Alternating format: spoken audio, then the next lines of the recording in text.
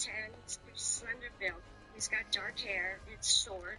His skin is kind of Mexican, more brownish. It was probably about 2 months when he said, "Oh, I really think I'm falling in love with you." Everything between Darren and Tina was going perfect, but things suddenly took a turn for the worse. And so he needed some money so that he can get his gold from this vault, so he can fly home to me so we can get married. So then the story gets... Shut up, bitch. Well, let's help this lady. She's been through a lot. Our team will help Tina out and even get a picture of whoever was behind this Darren profile. This is his passport. That's him. That's him. Join us on this episode of Standfish, sponsored by SocialCatfish.com. Don't forget to like, comment, and subscribe. Your engagement with our videos help us reach new audiences and can potentially stop other people from being scammed. All right, Brian, we got another case. It's from a woman named Tina, and I'll read her email. She says, "Hi, Catfish team.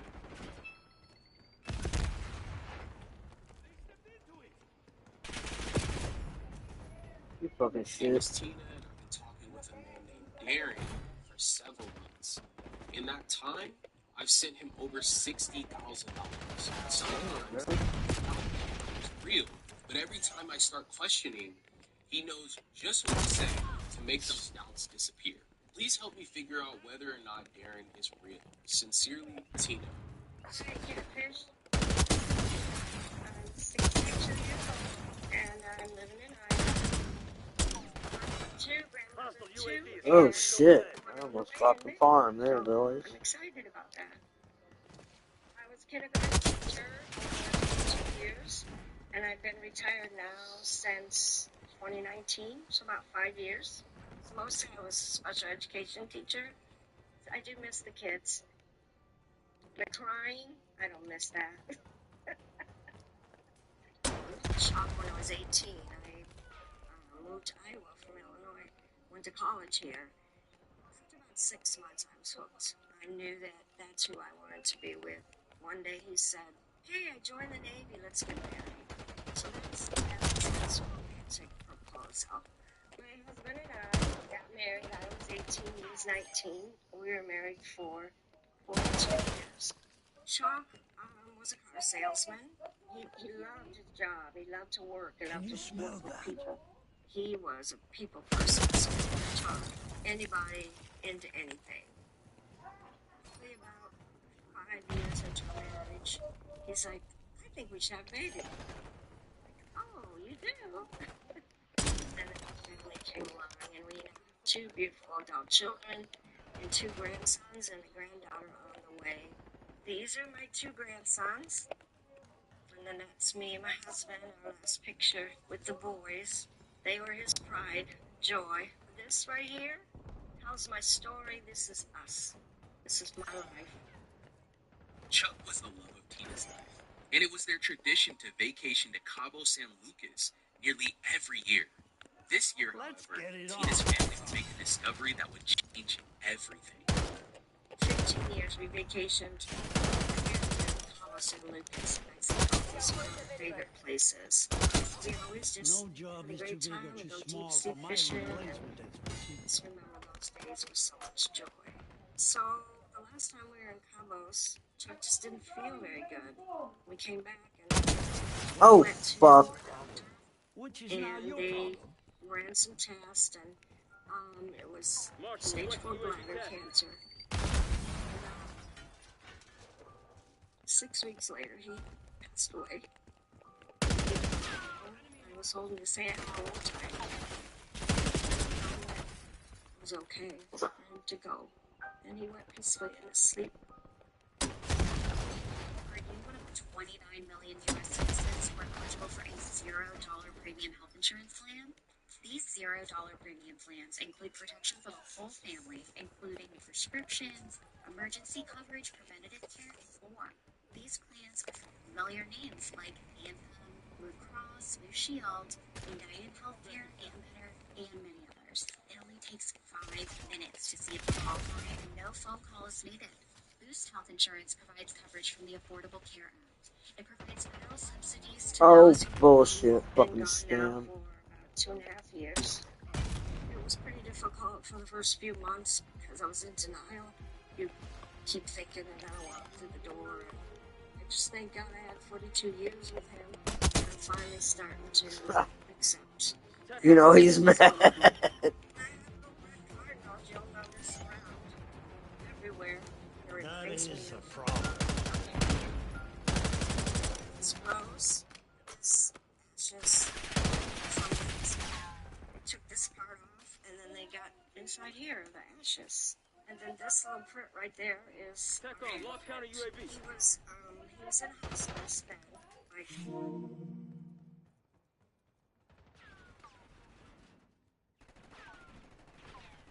Did that just 3 days before he passed away. Then right into my husband. He's in his thumbprint too, and that's his actual writing. I got that in memory of him. I miss him every single day, but he would want me to be happy again. So after about 2 years, I thought maybe I was ready to date again, just to get out there and meet people, because I was at home. And I met him on TikTok or Instagram. It was on one of those. His name was William, so he just started talking to me. Fell for him and sent him over $50,000. Probably Ah, I had sent him that much. how much? I'd send his picture. 40,000 and say free? And they ran the Girl, you search crazy. and came out that he was not who he said he was. After a costly first attempt at dating online, it took Tina some time to emotionally recover. However, not too long later, the loneliness set in, and she decided to give online dating another try. I see you. I just, my grandchildren, and then after they'd go home, then I would just be here. It was lonely, and so I thought, well, I needed to find some friends. You get those Facebook pop-ups all the time, and I just happened to click on the one that said Plenty of Fish, and I'm a day, probably the second day. I thought, Hostile okay, sighted. this is good. This is the right one for me. He reached out to me, and if you like the person, then you click on a heart.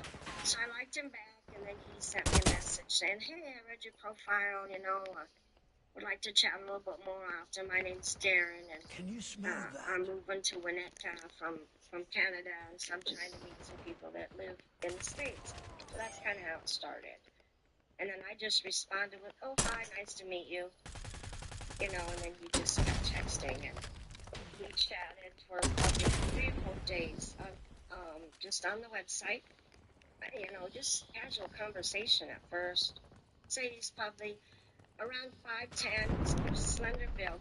He's got dark hair, it's short, dark eyes. His skin is kind of Mexican, brownish. After about 3 or 4 days of chatting on the website, then he wanted to go text on WhatsApp. He called me, every day. We text back and forth. And his wife died about 8 years ago. Perfect execution. 15 years old. You're straight. So save He my was a hand. jewelry maker. Cleaning lady.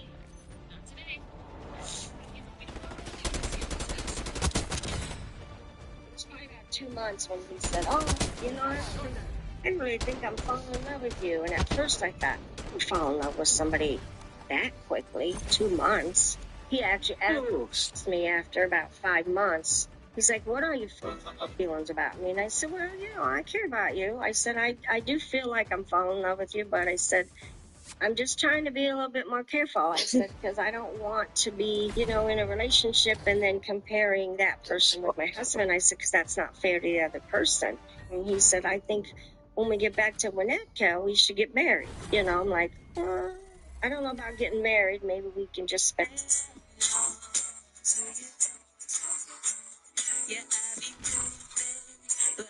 time together. Because I don't think I'm ready for marriage yet, and I still don't. And he even knows that. He said, well, it's okay. We can stay at your place for a few days and go to my place for a few days. So now you men are asking me, am I from the UK or am I from America? No, it's gonna be a sticky one still, man. Kind of like one of them, man. Like one of them wastemen from across the pond. think I look like I'm from upstate New York? Huh? Like I grew up watching football. I hate the Philadelphia Eagles, right? And Saquon Barkley. Oh yeah, I hate you. Listen, there's only one game of football, right? And it's Chelsea football, bro. For the league, we're going to the Champions League.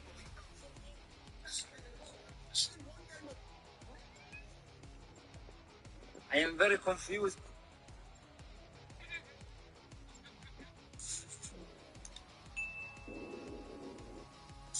Then when you're ready, Now you wanna asking me? get married. Oh, shit. So yeah, probably about 6 months, and I did tell him I love you too. I do love him. I do. Just as Tina and Darren began to speak of love, Darren would experience a series of unfortunate events that would upend his life. His dad had passed away, Let's see what you're and made his of. dad had a farm in Beardstown, Illinois. What? I used to live in Beardstown, Illinois. HVT under fire. What? We took out their HVT. What? And that's where he got robbed. HVT on site. Take 'em I out. do.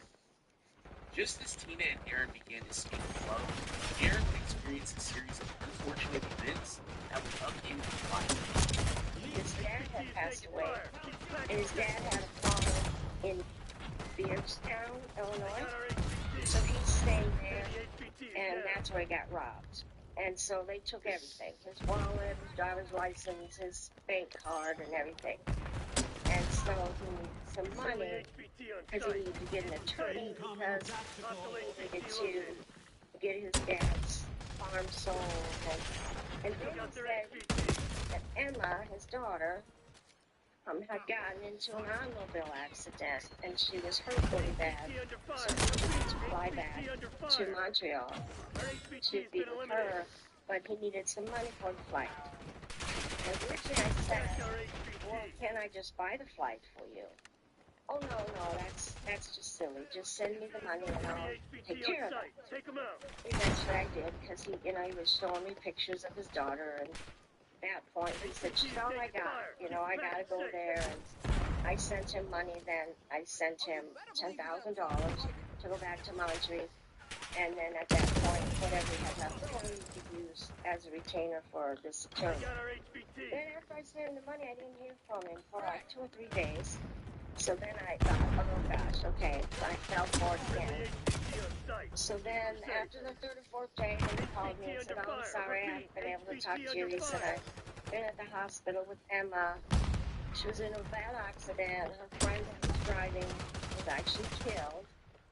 And he said, then I also found out through the doctor that Emma was pregnant and she lost the baby.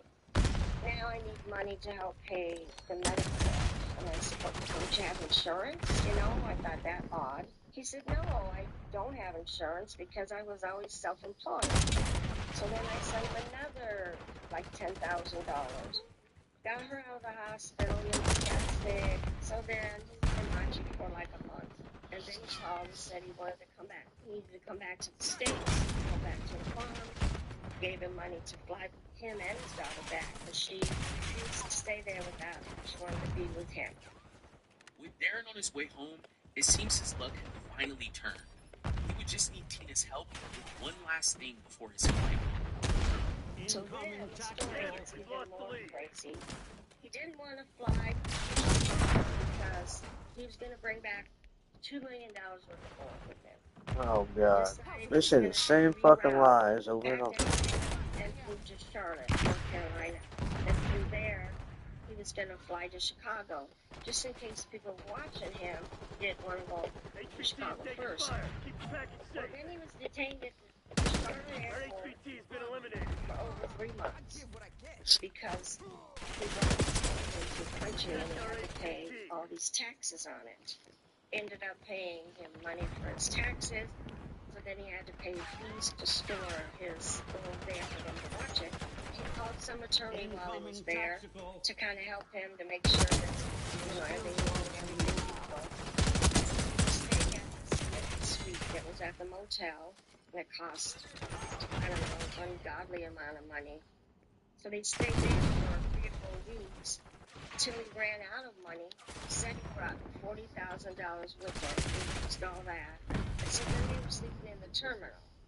I gave him money to pay for the suite because I didn't want his daughter to be sleeping in the airport terminal. He eventually got his gold out of the airport, and then he went to stay at his attorney's house, whose name was Ray Weiger, and he was going to stay there just until he could sell his gold. He couldn't sell his gold until he had all the paperwork to prove that it was his.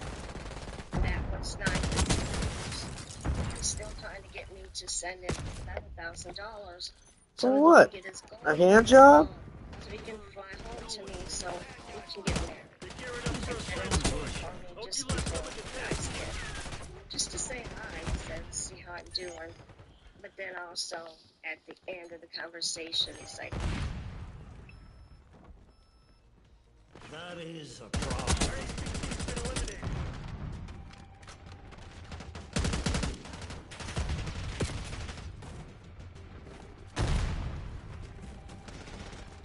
What's...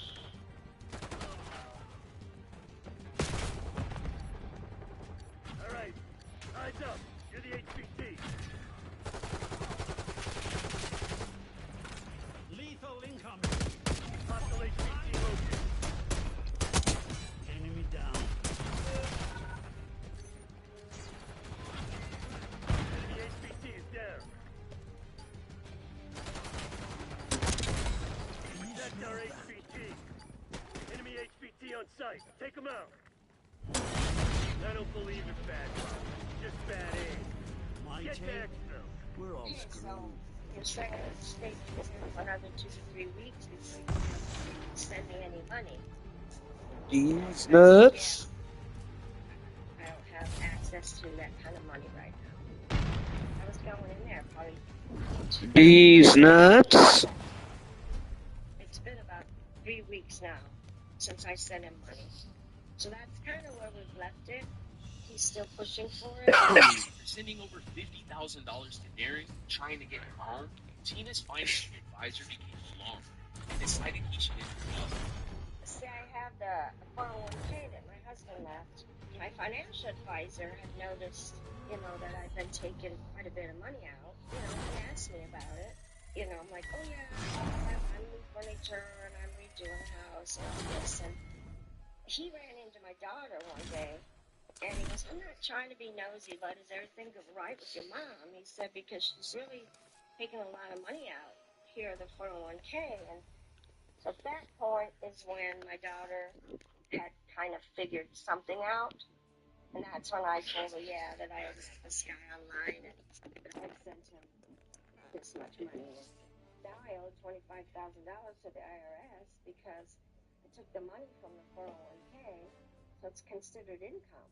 So I did let my kids know about Darren. They're very aware. In fact, we set it up that if I call my financial advisor and ask for money, he's going to call my kids first to make sure that it's really what I need the money for. When I was sending Darren money, I wasn't paying my bills, so my credit rating went really down, and I ended up with $13,000 worth of credit card debt. I was just using my credit card for everything, gas, food, paying for clothes, whatever, and I've never done that before. I was very close to sending him the $11,000 because I had to try to think of some reason to tell my kids and to tell my financial advisor that I needed $11,000. And I couldn't think of anything to tell them. I let them know, and my financial advisor both know that I felt like I was being scammed again. He does have an accent, a real severe accent. I mean, if he's from Canada, they do have some sort of accent, and I think that if he was really a real person, he wouldn't have a problem doing FaceTime like this instead of, making excuses about it. I think there's some reason he doesn't want me to see who he is. My heart's telling me one thing, but my mind is kind of overshadowing my heart is saying, man, this isn't, something's wrong here. I still, in my heart, want to be with Darren. If I knew he was a real person and he showed up at my door, I would just be probably the happiest woman in the world. I think I would marry him if he asked me again. Alright, Seekers, you know we had to get to the bottom of this. A few days later, Brianne and I sat down to gather the evidence about this profile claiming to be Darren. Wow. $16,000. In our interview, she actually shared with me that she previously lost $50,000 to another online scam. Where did she get all that money from? She mentioned that her husband passed away about 2 years ago and he left her this inheritance. And then she got into the online dating scene. And because she had lost so much money in the first scam, and now she's losing money to the person that she's talking to now, her kids have gotten involved and they've brought in a financial advisor. So anytime Tina wants to pull money out, she has to request access from.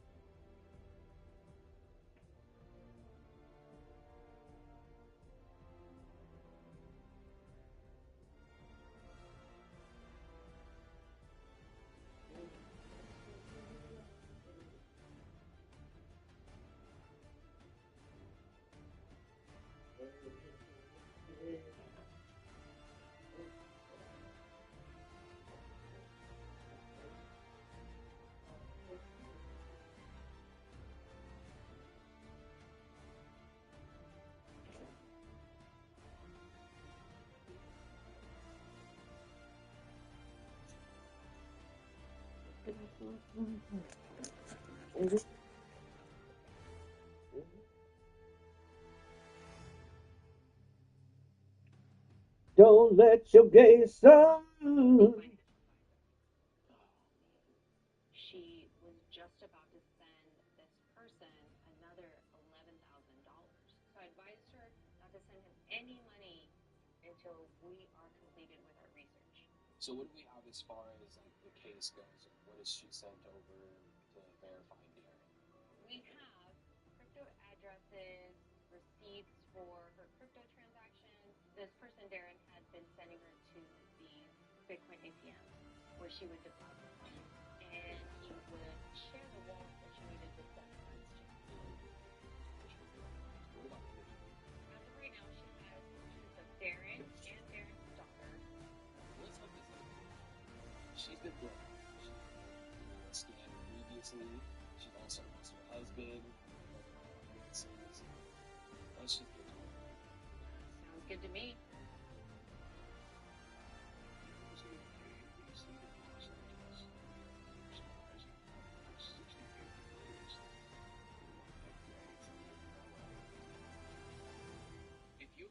contact us and you think you might need our help finding out who you're communicating with online, or maybe you need help breaking through to a friend or a family member, don't hesitate to reach out to our email, sharemystory@socialcatfish.com.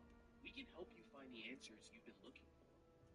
Alright, Seekers, now that we had a game plan, a few days later, David and Brienne sat down to dig into everything. So what's going on with Tina?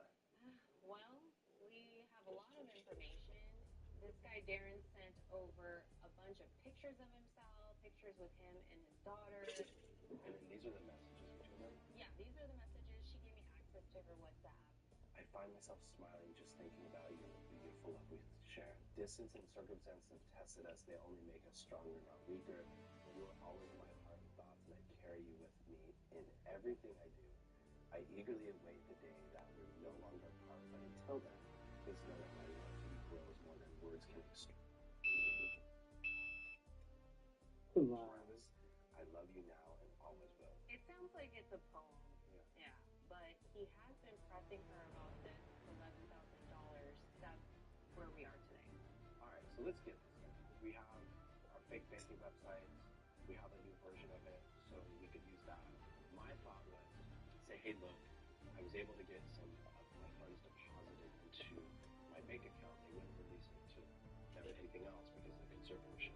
I can't transfer them out without approval, but I can transfer them in the account and then see if he'll create an account. She's like, I'll send the funds to you if you create an account. So I'm going to help you. I can help you transfer the funds tomorrow, babe. Oh, the bait, do the bait out. So let's get this over to him.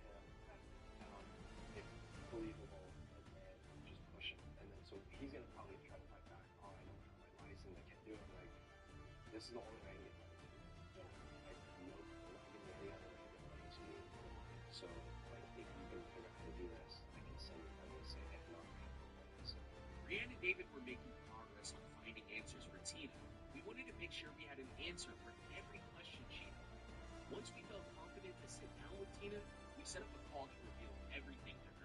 But right before our interview with her, she received a call from Aaron, begging her to send money.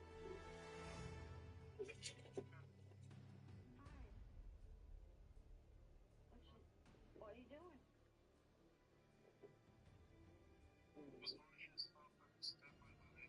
Oh, was it?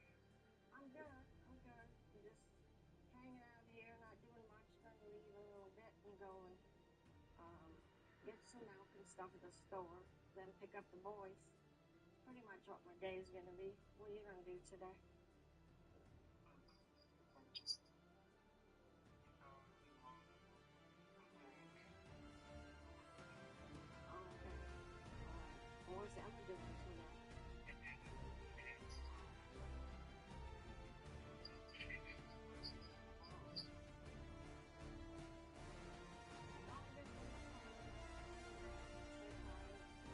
Let you know I'm just a few things going on.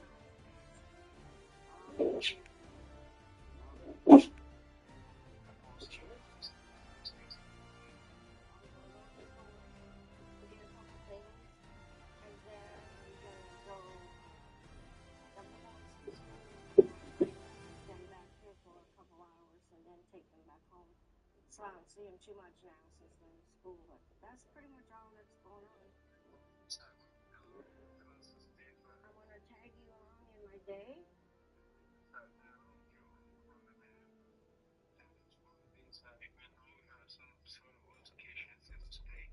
Yeah, you were very rude to me yesterday. What kind of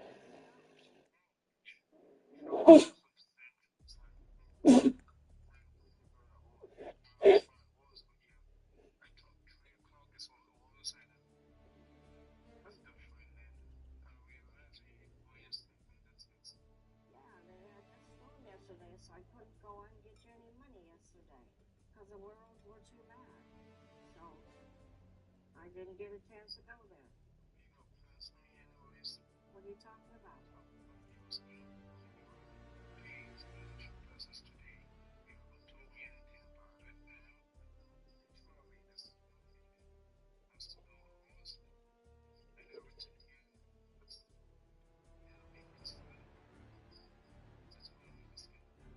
Yeah, I know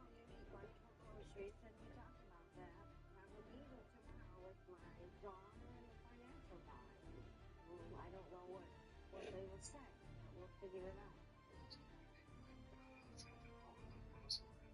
And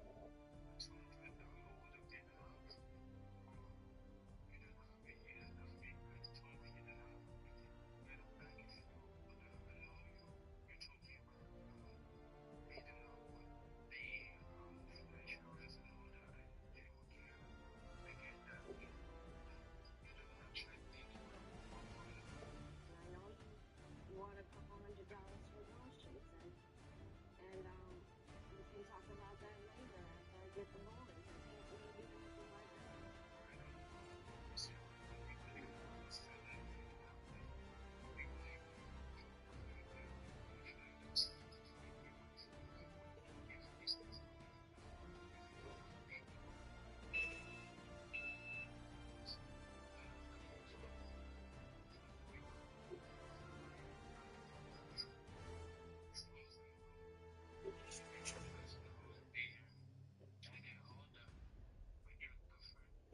I don't think I'm different. I just have a lot of things going on. All right. All right. Yes, I know. I read the text you sent, and it was very nice. So, okay. Okay. I'll talk to you soon. I love you too. Bye-bye. Well, Seekers, you can see Tina was stressing about the money that Darren was asking her for. It was time to end all of this. Our goal was to walk away from this interview giving Tina no doubt about who Darren truly was. Hello, Tina. How are you? I'm good, I think. Thank you. Tina, I'm not feeling 100% today, so I might pause a few times so they can resuscitate me. Okay? I'm just kidding. I'm not that. I just have a sore throat, so it just sounds like this. Well, Tina, tell us things with you and Darren recently. They've been a little bit strange. After I called him today, he said you're different. Trying to make me feel guilty, like I'd forgotten about him. So I think he knows that I'm feeling just not right anymore. He's desperate. He's really desperate, it seems. It just makes me feel like he doesn't really care about me. It's about the money. Then he specifically asked me if I was going to have a meeting with my financial advisor. He asked me that today. This person's asked you for money many times, totaling $60,000. Do you think it seems reasonable for somebody to ask you for that much money? I don't know. That's why I kind of reached out to my kids about it, because I had just had to let them know that something was weird, and that's kind of why we went to the financial advisor and put the restriction on my funds, and then it kind of hit me that people just don't ask for that kind of money if they don't know you. Yeah. But then, he put his daughter in the mix and make me feel guilty because she needed to get home, and she'd been out of school, and she'd been sick, and yeah, no, it's very unreasonable. I wouldn't even ask my children. Well, that's what I was getting at, is that, think of the sequence, if you really needed money, of who you would ask for money. You would probably go to a bank first and try to go through the bank, the relationship you have. You wouldn't ask somebody you just met, like, not too long. And so it's just not reasonable for somebody to just start asking for money, especially somebody that's supposed to be older, I think I just was lonely at the beginning. Wanted someone to talk to, said all the right things, was sympathetic about, my husband dying, and just was my friend. He was going to come here. We were going to get married, and his daughter was going to be part of our family. And we talked about being grandpa to my boys and to my grandsons. And I really believed all that. We have some things we want to reveal to you, starting with, quote-unquote, Darren's identity. The research team, they dug in, they ran reverse image search, and they actually found out that Darren, the real person, the pictures that you've been seeing, is a guy named Brian Chote. I think it's important to see his pictures, and all the pictures he has been sending you are actually coming from his video. So if you look at this right here, you see that he's a real estate agent in Arizona. This smirky grin on his face. And then also, this is one of the pictures he shared with you, and he's speaking. Showing houses today in this awesome Chandler community. Oh my God, he just sent me that one with all those flowers. Yes. Yeah, I wanted you to see that one because I know he just sent you that picture. Oh my God. Hey friends, Brian here. Hey, I'm showing houses in Chandler, Arizona again. This is a video that he shared on his Instagram of his family for Christmas. His daughter is there. My friend Brian here. Hey, I'd like to wish you and Oi, your family oi, a very Merry Christmas. You hear?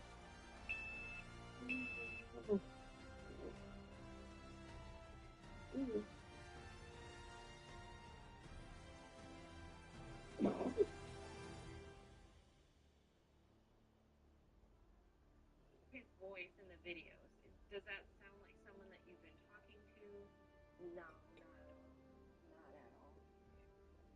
He's just so angry. I just want to just take my hands around his scrawny little neck and just shake him.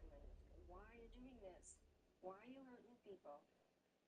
Well, we have a lot more information to share. We have the crypto information. Some of the receipts that you had shared with me, I was able to locate a handful of the wallet addresses, and I did find that the majority of funds were leading back to an exchange. It's called Bluno Exchange. What we want to try to do, Tina, is we want to put all this together. So you set a lot of wallets, but you set a lot of transfers using cryptocurrency. So if we can package that together, it's something a lot more simple. Moving on to Ray, he's been a big part of this whole thing, right? He claims he's an attorney in North Carolina. You also mentioned attempting to look him up on the attorney registry board in North Carolina, and what happened there? I didn't see his name anywhere. But then when I looked him up on the website, there wasn't anything, and then a couple days later, he then said, hey, Ray has his website up. But it's just like a one-page thing. You click on anything, and it's just that same one page. And the address that I Googled is in a shopping mall. I also noticed that the address linked back to a shopping mall. And I thought that was very interesting.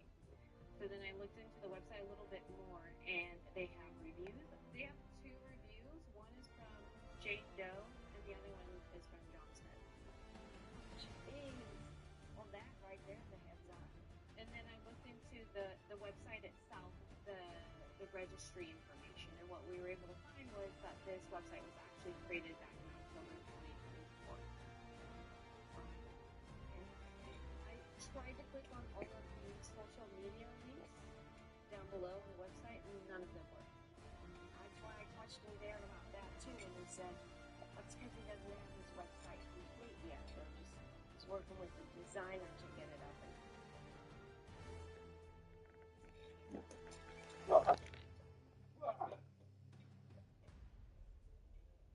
Nigger, what?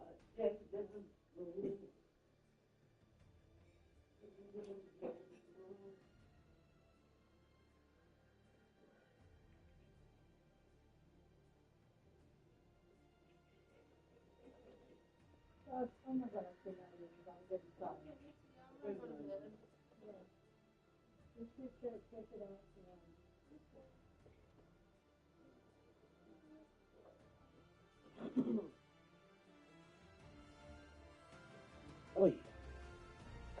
Oh, no.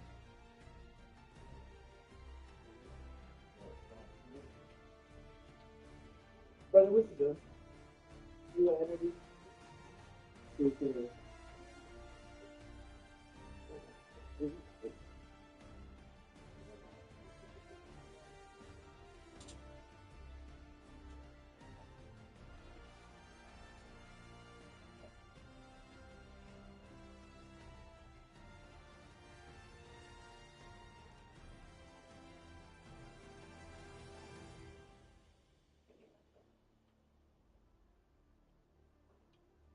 guess I'm gonna get my little children. We're gonna kiss my TV all night long. Good night. Love you.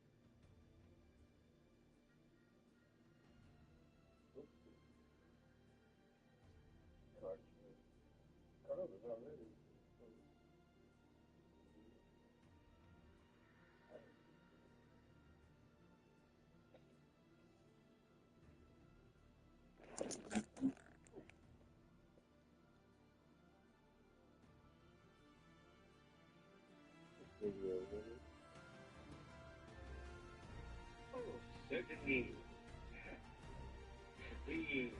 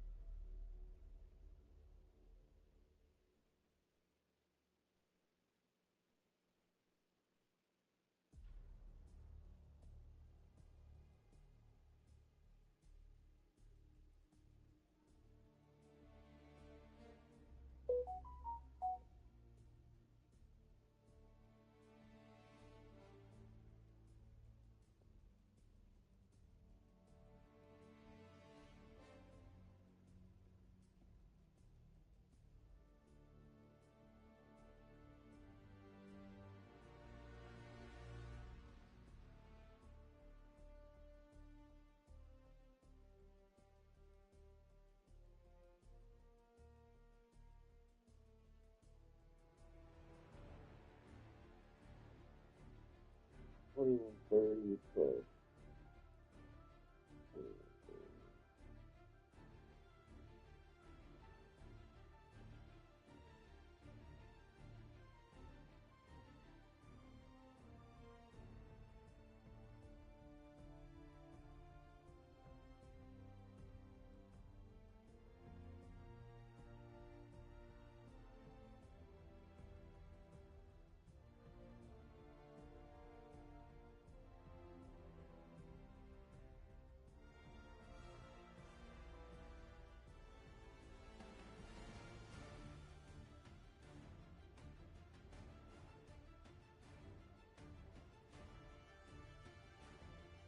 Okay.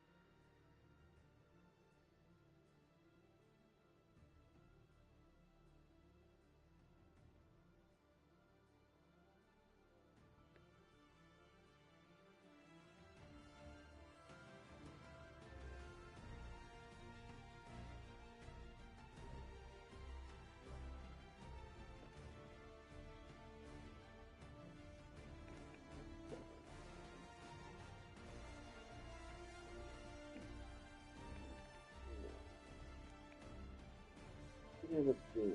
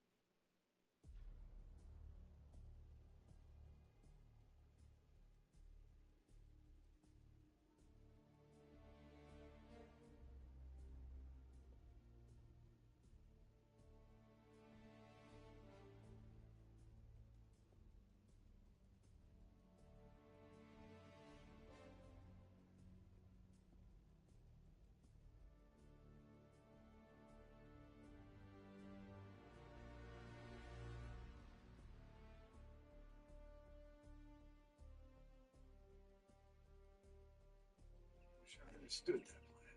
You're gonna have some purpose for bringing them gemstones here. Big comfort knowing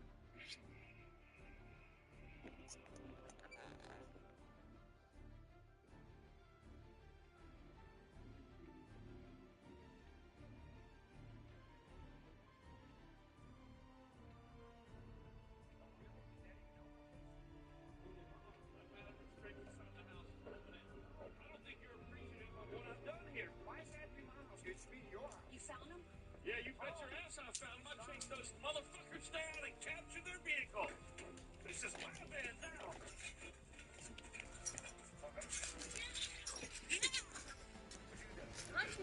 What's Judy? Put that down. You're being sickening.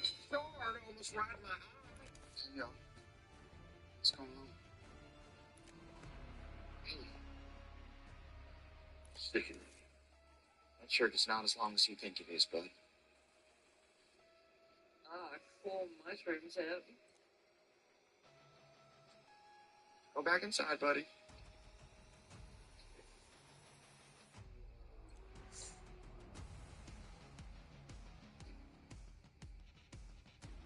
So very sorry about that.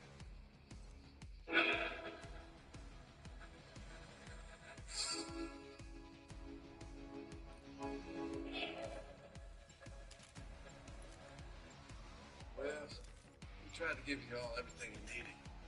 Of course, we don't have a smoke machine or a fancy sound system.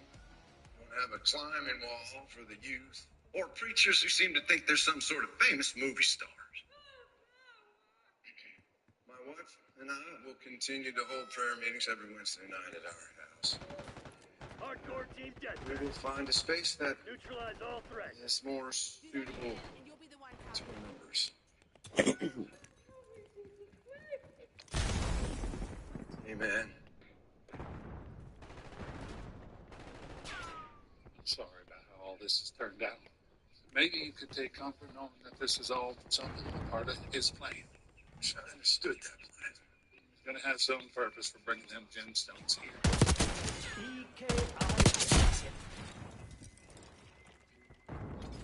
Gee,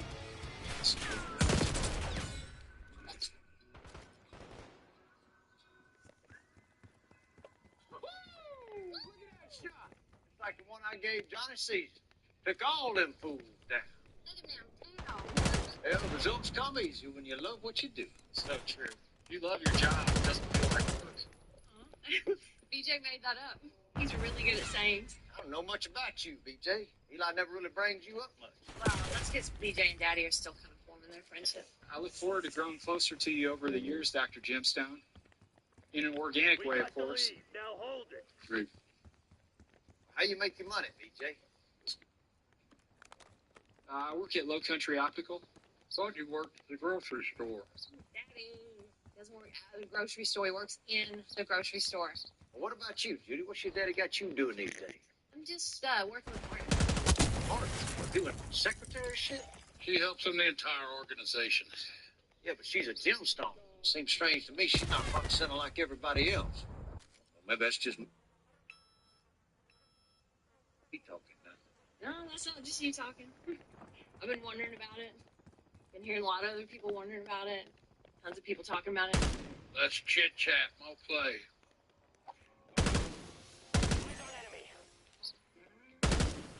That was a beautiful shot, Tim. Hey, you and I, we deserve a lot more than we get. We both have gifts that we are more than willing to share. Yet for some reason, somebody's always standing in the way. You got church. You get more than I get. Yeah, you got a church. You got star talent like this right here. Little Jesus house in the middle of shit town don't seem so hard. That was a great shot. That was a beautiful shot. There's plenty of qualities that your mama have. I see plain as day in you. See your hair, face. It's all, I mean, it's similar. It's different, but it's similar. And beautiful like her. You got a lot of good things. A lot of things. Just sin let all that talent go to waste. Enemy shooter. Listen, let me tell you something. Baby Billy's listening. Would you come by the prayer center? I'd like to talk to you more about this now.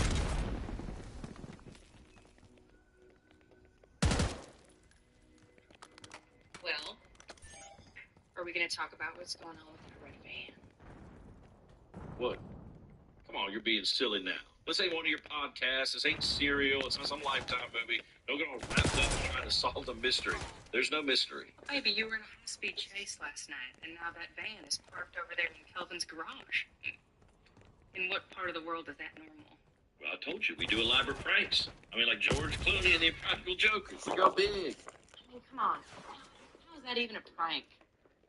Just like a van flipping over? Yeah, that just seems dangerous. Look, I didn't pull off that prank. That was a prank they were doing. I mean, obviously, that wasn't really that good of a prank. Counter prank is going to be where the big laughs are. Maybe I put shaving cream inside that van. Put a bunch of Chinese food, Szechuan, fucking wontons all inside that van. Maybe cram some crickets in the blood box. That'd be funny, right? Yeah, I guess so. Morning, baby. Morning. What is this? Oh, cool guys wearing them. Haven't you heard? Let me see your beautiful face. I'm kind of in a hurry. Gideon, take them glasses off. Well, I can't. I gotta go. Glasses off now. Go on, take them off, Michael Jackson. Oh, sweet Lord, baby, what did you do to your face? I'm sorry. I didn't want to tell you. I knew you'd freak out. No, baby, you need to go to a doctor. No. Yes. No doctors. It's all good. I feel good. I'm going to be late for work. Love you.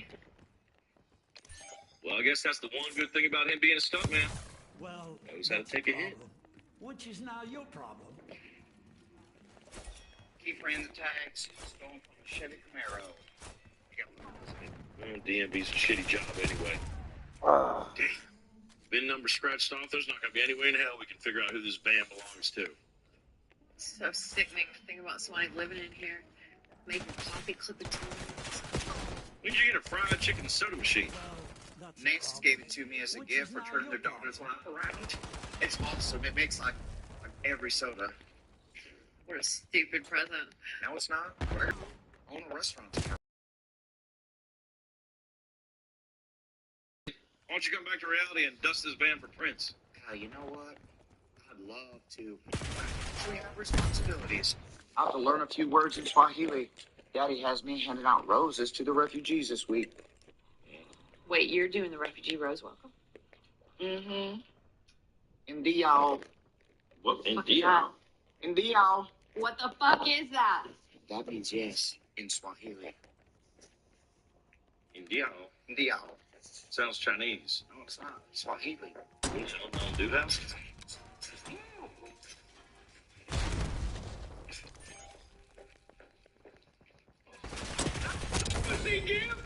Clock's ticking, Black Ops. Close this shit down. Jerry! Oh no! No! Yoo-hoo. What the hell's your problem? I'm just trying to get my head around how I work my ass off for this family, but I'm constantly the odd one out. You want to talk about it or just punch holes in expensive soda machines? I wanted to do refugee rose welcome. Send down your formal email and everything. No big deal, Judy. The refugee rose welcoming ceremony is a lame gig anyway. Hey, why would you get on stage shit like that? I don't know, Judy. Maybe he just thinks that you ain't ready for it. Oh, okay. You know what I'm gonna do? I'm gonna go ahead and go get married and get the fuck out of Dodge then. I'm gonna move to Malibu Beach, shave my pussy, learn to surf. Shave your pussy? Why are you gonna shave your pussy? So I can surf faster, Jesse! Oh, y'all trying to suppress me? Tell me I can't shave stuff? Daddy isn't it? I'm gonna tell Daddy what you said. Better not. Yeah, I am. I'll have to tell Daddy. Go, Sark. We'll pick you up later. Okay, I won't tell. You better not. Give me a ride. I love it. Enemy inside. Get in. What are you doing? Jesse, let me Come in. on. Get in. Get in. I'm waiting for you. I'm trying to Go on. Don't shave your pussy. Your time will come. I did it. Tent has holes in it. At least it's not right. You've never lived a day of hardship in your life. You're some spoiled little fucking rich kid. And I'm tired of this shit. And I'm tired of your fucking family, man. They are rude people. Look, we were idiots for driving around in the van. All right, we got a little careless. I'm getting my van back. We got a lock. Get in. Get in. I'm waiting for you. I'm trying to Go on. Don't shave your pussy. Your time will come. I already did it. Fucking tent has holes in it. At least it's not right. Me? Am I the drama? I don't think I'm the drama. Maybe I am. Am I the villain? I don't think I'm the villain. What is this? You've never lived a day of hardship in your life. You're some spoiled little fucking rich kid. And I'm tired of this shit. And I'm tired of your fucking family, man. They are rude people. Look, we were idiots for driving around in the van. All right, we got a little careless. I'm getting my van back. Me? We Am got I the locked up around drama? this I don't garage. think I'm They the completely drama. ransacked it. Maybe I am. Am I the villain? I don't think I'm the villain. Scotty, Is it me? Sorry. Where's your old man right now? sounds like you need to vaporize that cold. Dayquil Vapor Cool? It's Dayquil, plus a brush of Vicks Vapors. Dayquil Vapor Cool, the vaporizing daytime coughing, aching, stuffy head, power through your day medicine. And now here's Amy with the Flow forecast. Like the weather, your flow changes daily, and so should your Tampax size. Heavy downpours coming in? Size up Gross. for added protection. If it hurts to remove, size down. Over to you, Kate. If you can see, it's like day 2 of my period out here. You should size up. Are we still talking about the weather? I hope so. And only 10 packs has a leak guard braid to help with better protection and 5 sizes for your changing flow. Look at the brains on Jim. Just keeping myself informed. Hack your Tampax combo. We have acquired the van of the blackmailers. It is in our hands, currently residing in Kelvin's garage. We have conducted a very thorough investigation, and we got a sleeping bag, a set of tongs, L. Ron Hubbard's Dianetics, Big Bible. Swavy Originals, I like those. some beans, some chicken noodle soups, soiled Q-tips and yellow crusty paper towels. There'll be some diseases living on that. Basically just a bunch of trash. It would appear that these folks are not the sophisticated crime syndicate we imagined. In fact, it would appear they are nothing more than fucking amateurs. Now then, we have their vehicle. They were obviously living in it. And we... Chad, is that your phone? Yep. Silence it, please. So we've dusted the vehicle for fingerprints. That's where you guys come in. Who here knows somebody who can, run prints against a database? Whose phone is that, goddammit? It's mine. We're doing a damn gang meeting here, and everybody's got their fucking phones on like we're on a damn party line.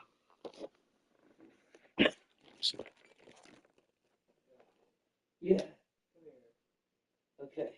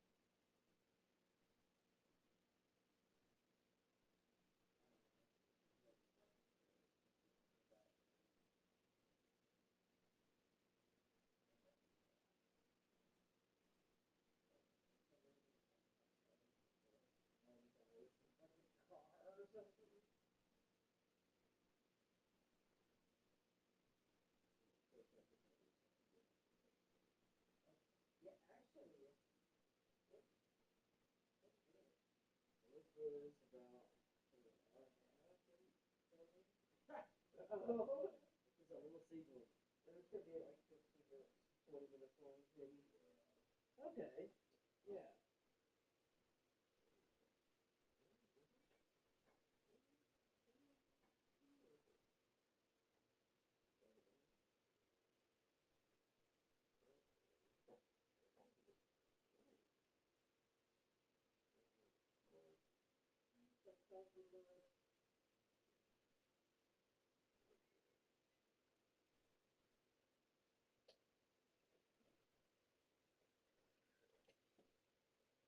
You want me to quit my job?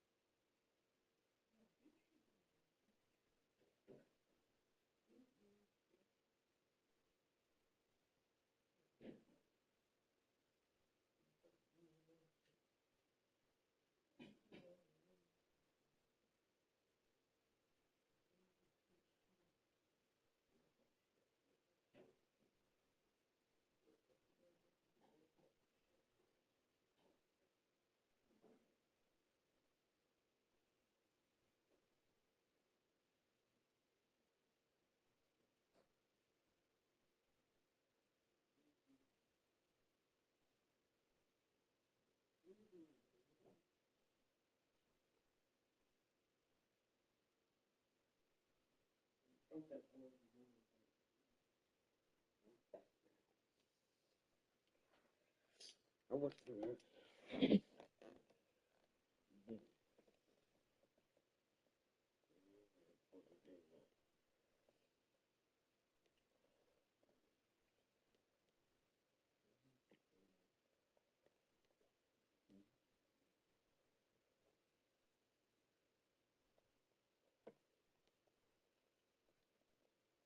Not here. We're not a gang. Are you kidding me? Levi, who the fuck is that? Unknown number. Hang it up. Decline it.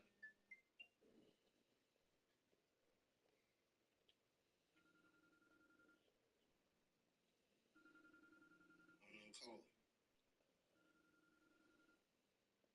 Is it the same person trying to call all of us? Oh, don't be silly. I mean, who the hell knows that we're all together here? Unknown number? Let me answer. Cool.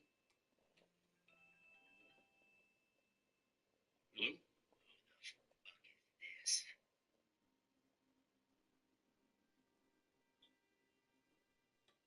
Jay Gemstone, who am I speaking with? You forget how to answer. You and your buddies don't know how to pick up a fucking phone. Well, we're in the middle of a meeting, so. You got us now?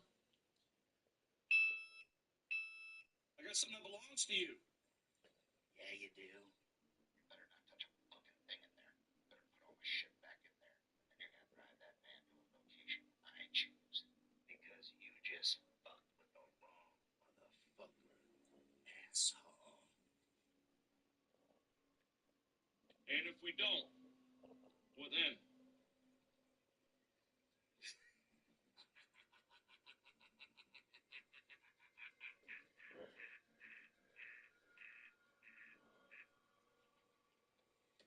You really want to know? That's why I'm asking. I'm gonna fuck your lightning ass. I'm gonna release the video.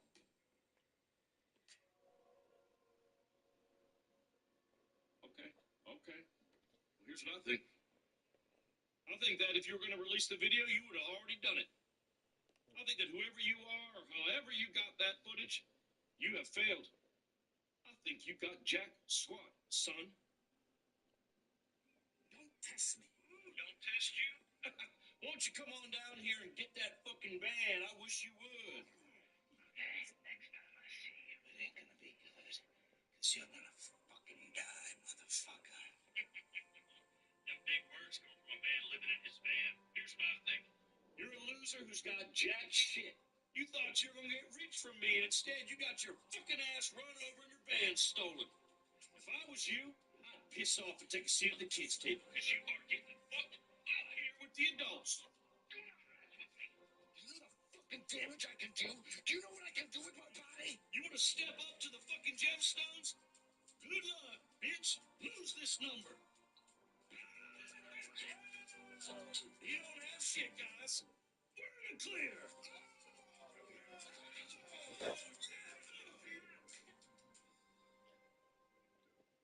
What did he just say? What the fuck you smiling at? Nothing. Judy, let's get started now. Put them on now. Stand up.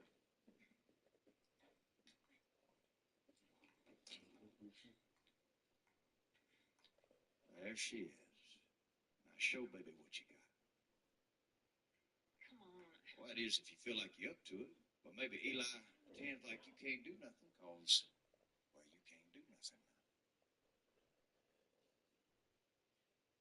Hey, tell me, what can you play? Huh?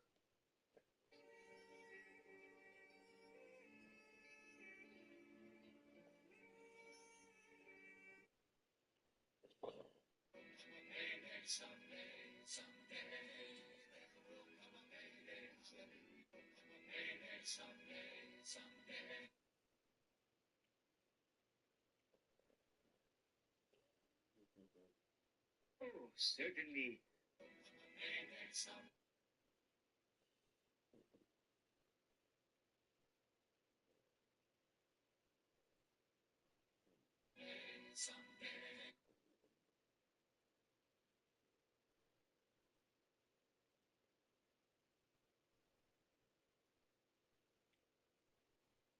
Big.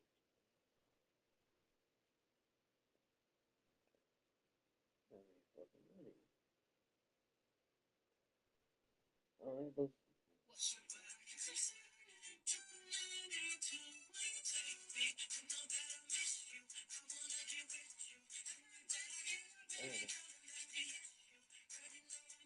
Come on. Come on. Come on.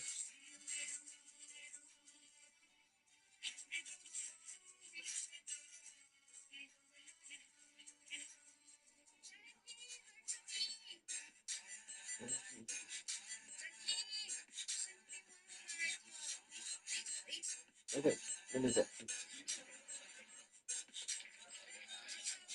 Hold on, okay. Hold on, okay. Hold on.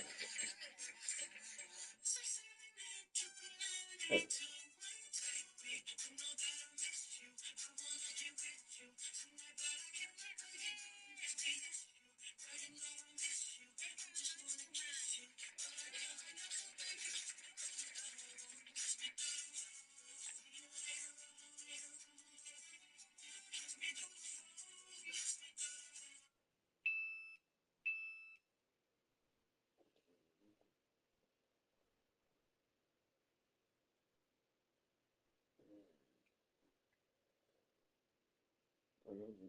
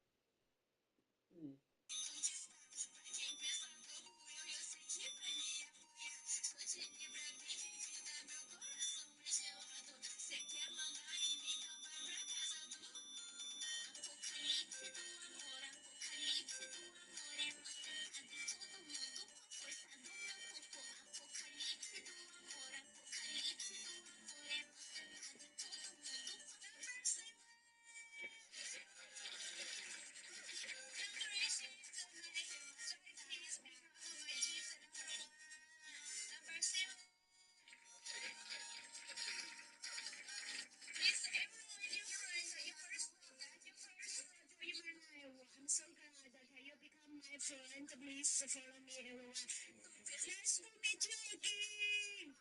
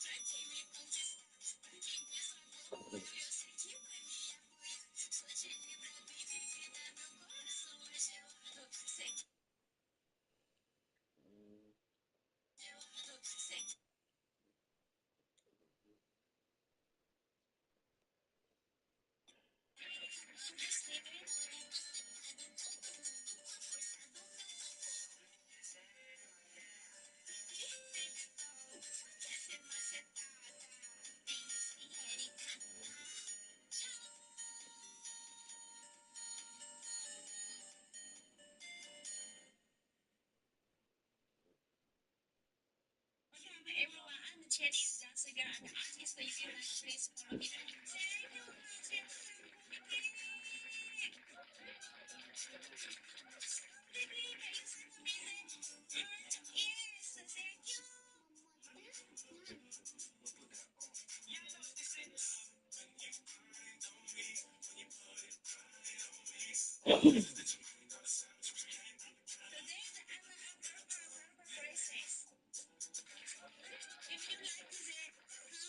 If you like the Asian girl, the purple, the braces. If you like the purple, if you like the color. If you like the Asian girls, if you like the flower, please follow me everyone. Thank you. Thank you, Jimmy.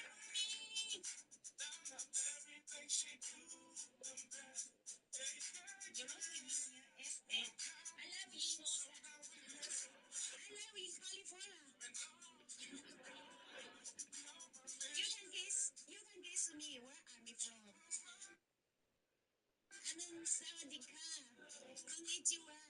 see you.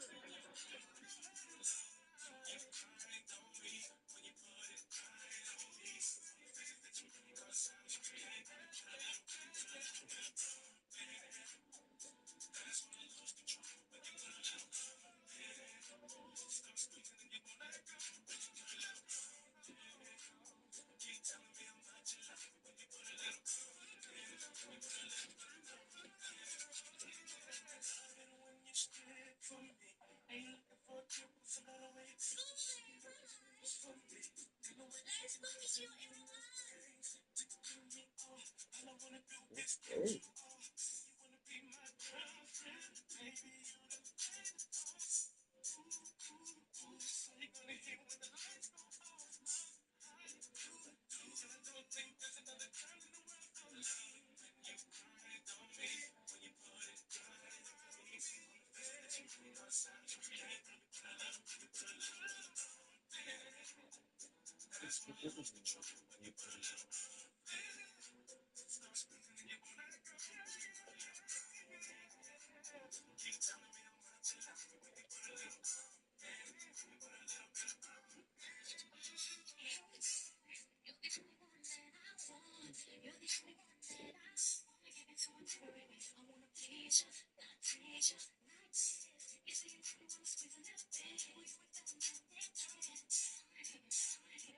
Hey, y'all join the stream though, that be lit. I ain't gonna lie.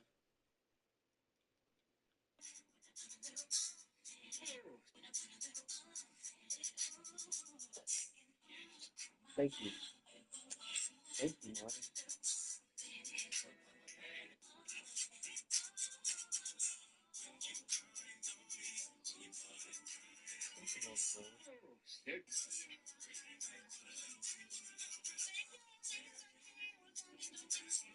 Okay. Everyone.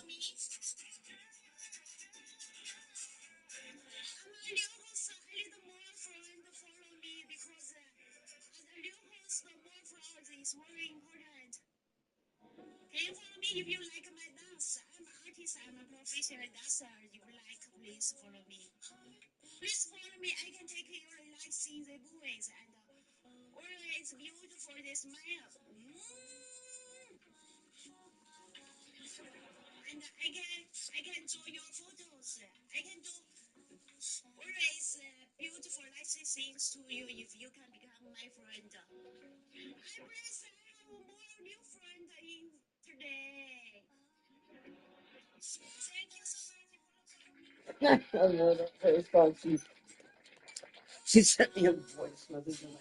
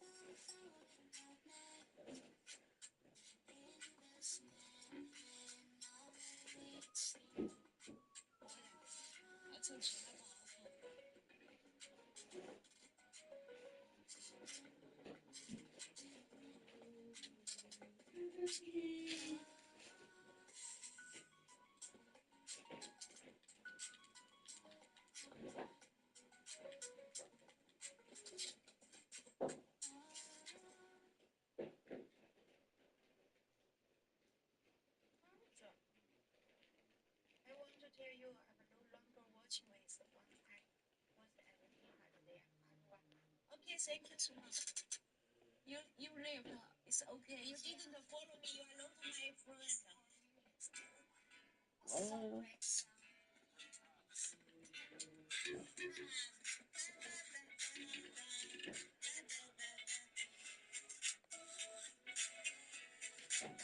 We got our first set photos of Chris Nolan's Odyssey. No shit. Really? It's got some Tom Holland though. It's got Tom Holland in it. Matt Gay. Damon is the lead. I'm like, He's got what? Okay, Matt Damon was stupid. Matt Damon always looks stupid though, dude. And they casted that redhead girl, Sadie Sink, Yeah. in Spider-Man 4. Remember from Stranger Things, redhead, who was also in that movie with Brendan Fraser as his daughter. Yeah. Yeah, she was casted in Spider-Man 4. No one knows that's who, but there's two rumors right now. One is that she's apparently Jean Grey, which I don't know why she's in Spider-Man 4. I mean, if it takes place on Battleworld, maybe. But the next biggest rumor, and this one I think would actually work, is that she might be playing the daughter of Mary Jane and Toby's Spider-Man. Really? Yeah. Which honestly, that might work way better, I think. Yeah. Oh, that's great. Yeah.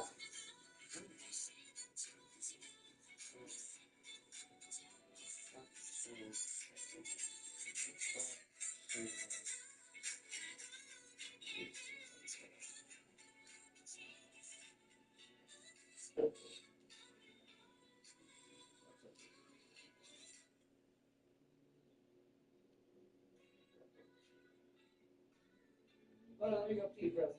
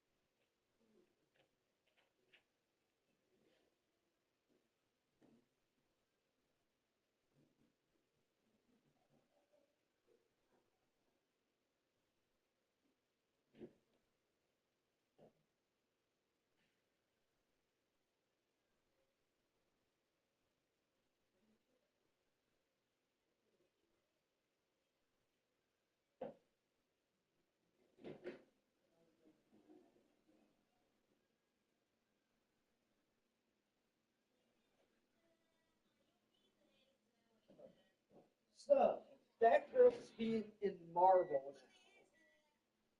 Yeah. And it's rumored that she is. I mean, there's two main people are thinking she is. She's either Jean Grey or she's Toby's daughter. Which honestly, both of those are not that great, but I mean, I don't mind that girl. I mean, I like Stranger Things,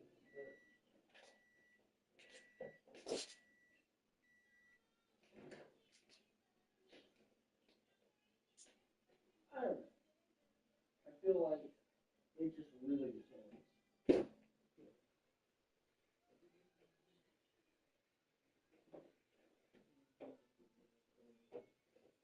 Yeah, I noticed an issue with one of the shots.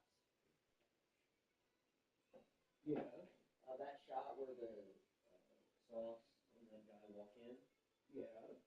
Okay, the caller was having an issue with his camera, and I didn't see it on my camera, but you can tell just a little bit that the issue is there. Is whatever the light bulb is not the same like hertz as our camera records at. It's not the same exact. So there's a little flick 2 seconds. I've noticed. Maybe that'll. You have to show it to me, but maybe that'll add to the charm. It took me like watching it like 10 times before I even noticed it. So Yeah.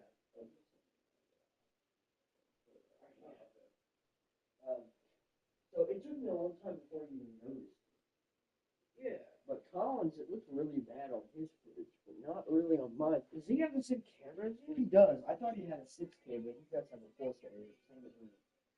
Oh. What do you think? I'm gonna watch TV here. Okay, I'm gonna go smoke, and I'll be right back. Okay. Yeah, you'll have to show me the finished product. Okay.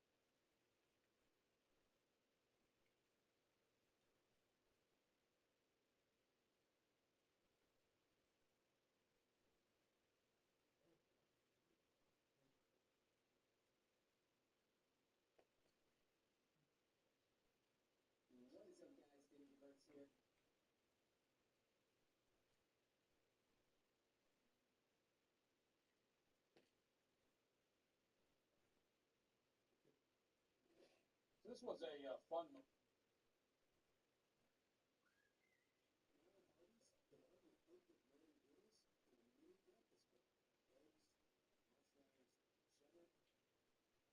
This was a fun moment yesterday at the congressional hearing. Representative Keith Self is recognizing Sarah McBride, the trans congressman. But another representative, Bill Keating, does not like how Self introduces McBride. And that leads to this rather hilarious exchange. I now recognize the representative from Delaware, Mr. McBride. Thank you, Madam Chair. Ranking Member Keating, also wonderful. Mr. Chairman, could you repeat your introduction again, please? Yes, we have set the standard on the floor of the House, and I'm simply. What is that standard, Mr. Chairman? Would you repeat what you just said? You introduced a duly elected representative from the United States of America. Please. I will. The representative from Delaware, Mr. McBride. Mr. Chairman, you are out of order. Mr. Chairman, have you no decency? I mean, I've come to know you a little bit, but this is not decent. We will continue this. You will not continue it with me unless you introduce a duly elected representative the right way. This hearing is adjourned. Have you no decency? I don't think I've ever heard someone use that phrase in real life, non-sarcastically, so that was a lot of fun. I was kind of expecting to drop maybe a "why I never" next. That would have been great. Anyway, Representative Self is quite obviously in the right here. Bill Keating is humiliating himself in an attempt to virtue signal. McBride is a man, that's a fact. We aren't going to lie, we're not playing along with the charade. And that's it. Mr. McBride. That's what he is. Now, and he can identify as whatever he wants. He can see himself however he wants to see himself. He can say whatever he wants to say about himself. But he cannot force other people to play along or force other people to say the words that he wants them to say. That's not how it works. But what I really want to highlight here is the progress that we've seen. Because 5 years ago, this moment would have been pretty unimaginable. 5 years ago, almost every elected Republican in national office would have respected the pronouns. And they were respecting the pronouns 5 years ago. Now, there wasn't a trans congressman back then, but they were respected. And now we have Republicans referring to this man as a man during hearings, and this is not the first time. It happened a couple weeks ago. And, of course, there's been the Republican backlash against McBride using the women's room So just altogether, his reception by Republicans has been quite different from what it would have been 5 years ago, or even 2 or 3 years ago. This is a different climate. It's a different world. And that's the big takeaway. Now, the Democrats, on the other hand, have not changed. The Democrats react the same way to this sort of thing as they would have 5 years ago. They have not changed. They seem basically prepared to ride the trans train all the way over the cliff until it splatters on the rocks down below. I mean, they're going to ride this thing to the end. The trans agenda has almost single-handedly destroyed the Democrat Party. I mean, it really has. If I were a Democrat, I would be far more ticked off at the McBrides of the world than at Republicans. Because they're the ones who have driven my party into total irrelevance. All for the sake of this tiny fraction of the population. As a Democrat, that's how I would see it. That our whole political operation, our whole agenda has been completely destroyed by these trans activists.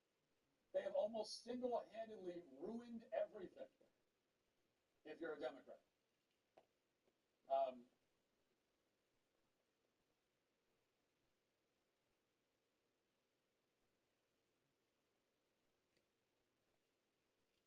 With 12 grams of protein in every serving, Quaker Protein Instant is there for active mornings, friendly competition, and big meals. Quaker, bring out the good. You got to be pro-con devout. Moisturize, define, and control frizz with a lightweight bulk. In Star Wars Force Awakens, how are they made a controversial unmasking of a stupid topic? But does it matter if you did or not? Let's find out. A friend of mine moved to Nashville to work on his own photo of the movie The Jumping Film, and one of his original ideas was to keep telling him past Tom with a very good friend. As a personal favor, Ben was asking him to work with him on this. Since our last collaboration on the Wolverine video went so well, we needed to pull off the masking effect. So if we had the personal ability, we thought it would be a great time to introduce cross simulation into these videos. Also, please hit that like and subscribe button for more videos like this. Thanks everybody. It seems that editors and reviewers have tried using the CGI hammer to saxophone the scene, but as far as I can tell, they never actually finished the scene or even uploaded an update since October 2020. I first needed to study the source material and it was trying to mimic how it looks in movies. I applied a crop effect on the first one, but when you do the simulation, it just goes for it. And since my only focus is on the head and shoulders, I turned both of these into what's called passive. So now when you do the simulation again, instead of the 15 through, this time it's actually touching the surface and leaning back against it. Even though all this is working, it's still a matter of applying off and not being connected to the other body. And here's how to fix that. I selected some vertices from the topology and then selected the full hundred model. Connected them together by using the sensor surface option.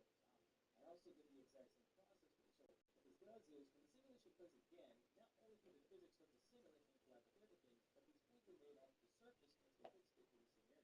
Now that I set up this graph, I want to make some basic animation for the head and shoulders to see how the simulation works, and right now it's going all over the place. Let's fix that. Whenever you apply a crop effect to anything, you get what's called a euphemism in the output. From there, I increased the values on my solid accuracy stuff. Then I went into the main crop entity tab and adjusted some of the values in there. Let's go ahead and play that. So after all of that, we now have something that just about works. But right now, I'll make the beforehand, adjusting those values slightly to make some improvements. Alright, I think got a filter that's a bit better. Obviously, we're working on the full sequence. Today, I'm going to show you the things that really shot we worked on so far. For this shot, I like how the camera's looking down on me with how high it is, but I can use a lot of confidence and advice to start looking off. We can't make eye contact in those scenes. Almost original process, and we're making this in 1.1 less intimidating. We showed Ray that he wasn't the monster she thought he was, and we gave him more side to side. You can show a contrast from the cool interrogation scene with the movie. But after we worked on some test shots of what it would look like, I strongly suggested the idea of taking the opposite approach and making more intimidating, which ended up being the direction we went with. So I want to change that. There's a scene in Alien 3 where Ripley comes face to face with his Xenomorph, and I want to recreate that moment for this. I went ahead and made my camera and object tracking and field track. It's come out really well, so I'm not too worried about it. Then I started bringing everything in line. I brought in my character asset and connected the full mask to the object track. What's funny about this is, in order to get that same level of eye contact I wanted, I had to completely ignore what the heavy left was originally intended to pull things into a new position. So as we play this, we now have something that looks different but more direct. But you're probably wondering, how are we going to get rid of all of the original footage from behind the scenes masking method? here's what's tricky about this. I want to make a background map painting to cover his head and neck. I also had to make a teeth strip with skin irritation properties turned on, but when I do this, the clean plate goes through the foreground. So I have to manually rotoscope all that back in. It's actually a relief that I don't have to be too accurate with this, since the color behind the outline of his arm and the scarf is still the same color as the matte painting I just made. After all that was done, I went ahead and brought in all of my layers and separate layers and started finishing up the compositing process. Okay, now for the second shot. Tracking it was literally no problem. I brought everything into Maya and started filling everything out. But now I have another problem. When you're playing any kind of simulation, notice how it just spontaneously just starts to come into frame. You can't just type it out of frame, kind of like I was with the master. When you have 3D animation that has some kind of physical place, you want to either add 50 or 100 frames before it actually starts. So that when the clock simulates, it gives enough time for the physics to settle and enough frames to cut out the drop off. The lighting situation is pretty complicated because I want to go for that 400 look and wasn't really planning on copying the lighting from the original scene. But that amount of freedom also gives pretty obvious. But then we run into another problem. I didn't realize when you prioritize the lighting for just the mask, the hood doesn't exactly look as good in comparison. So here's what I did next. I kept the same lighting I already made for the mask and then made another lighting scenario for just the hood. I rendered them out separately with their assigned lighting setup. So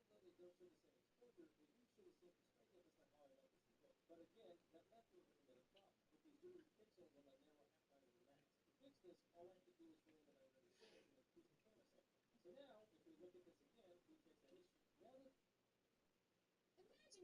they do show the same perspective as to how I like this to look. But again, that left me with another problem. With these dirty pixels on my narrow outline of the mask. To fix this, all I have to do is go in that I already saved and increase the camera setting. So now, if we look at this again, we fix that issue. Now that Imagine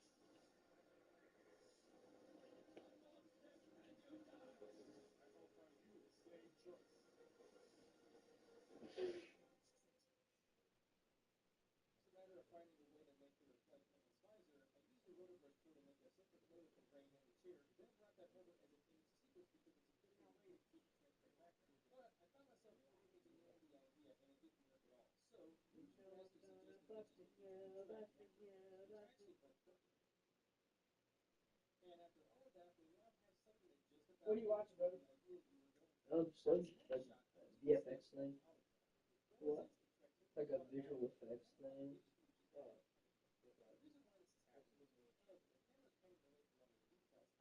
I know it's gonna be like almost 80. Yeah. Ah, shit. Clothes is in the dryer. Or in the washer. Oh, I'll put them in the dryer. Oh. Thank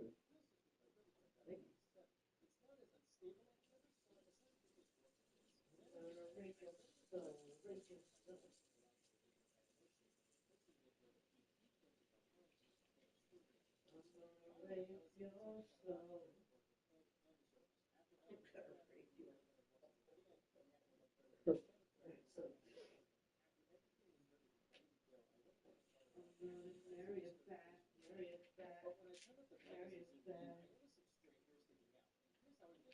My first idea was to make a 2D track from the background, and then creating a map painting to cover itself. But after connecting them together, that's when we had another problem. The tracking I made wasn't as stable as I thought it was. So I had the idea to rotoscope around each part of this whole body to mask it up. Okay, Kulo Ren. Yes, I know it's people that are out, and yes, I know the clean plate doesn't even look all that good, but I'm only focused on the top part of where his head is, and then where it next. I went back to the original footage and masked around the hair that was sticking out, then copied and pasted the same masking onto the generated fill layer. After that, I put the fill layer with the applied mask over the original footage. So if we go ahead and play this now, the hair that was sticking out before is no longer there. And once I got all that together, you get something that looks like this. Alright, I am done. This has been a really time-consuming but one of the most extremely interesting side experiments I've ever been part of. Let's go.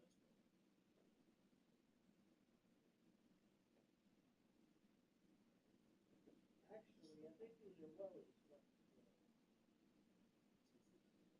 They're saucy.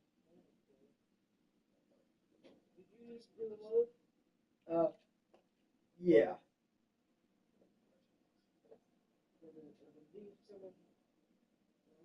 My clothes might be in there with her though. And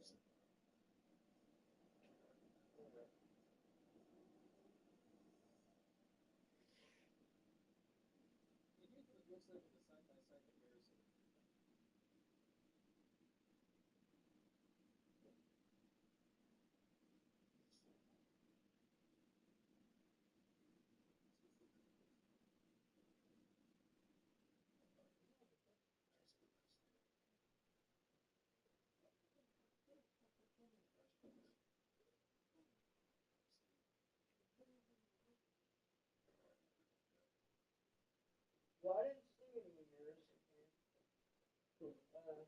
We're still in the process of finishing up the full sequence for the full edit, so check out Movies and Masters channel for more updates of Star Wars content. If you have any other VFX ideas or collabs in the future, leave them in the comment section below. Alright, that's it for me. Check out my other videos and don't forget to like and subscribe, and I'll see you in the next one. Well, before I start this,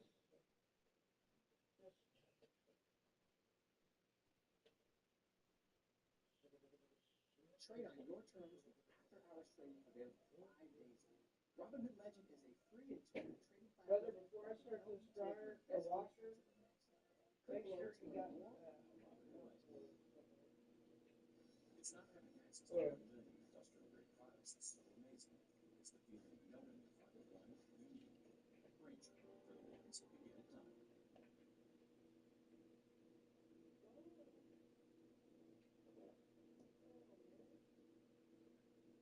If you Google Star Wars engine designs, this image will probably pop up somewhere in the results.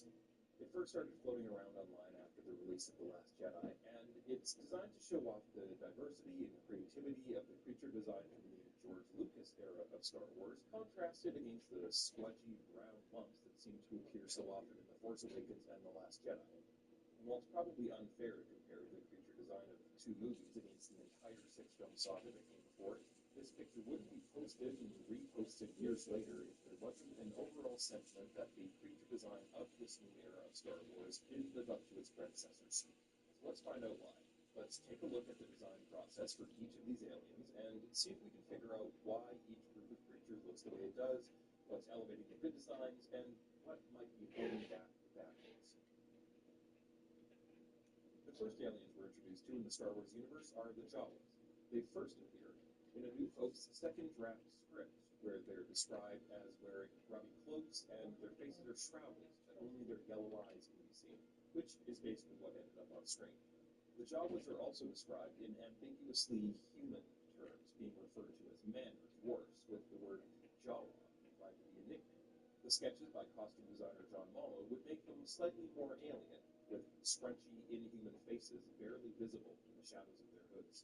In the final film, their faces were completely blacked out, leaving them mysterious. The script constantly mentions how revolting they are, and not showing them allows the audience to imagine the most disgusting thing they can think of, rather than just the most disgusting thing the artists working on the movie can think of.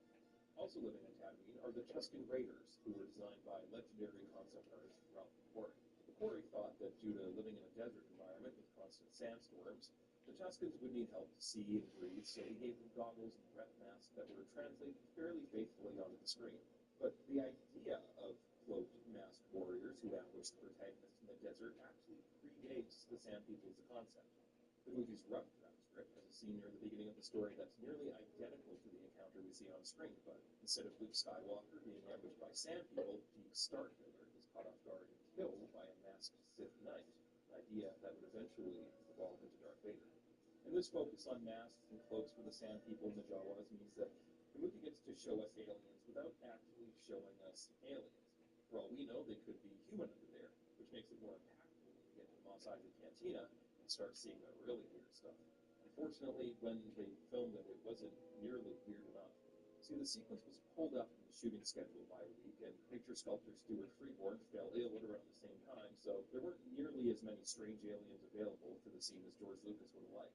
So after returning home and assembling a rough cut, Lucas decided that they needed to do reshoots in order to add more creatures. And he managed to negotiate an extra $20,000 for the sequence from the studio, which would be about $100,000 today. And this scene was a big deal for Lucas. Although the movie is chock full of iconic imagery, the Cantina sequence is one of the earliest and most persistent ideas he had for the film. In May 1973, 4 years before the movie was released, George Lucas wrote a 2,000-word outline of his story.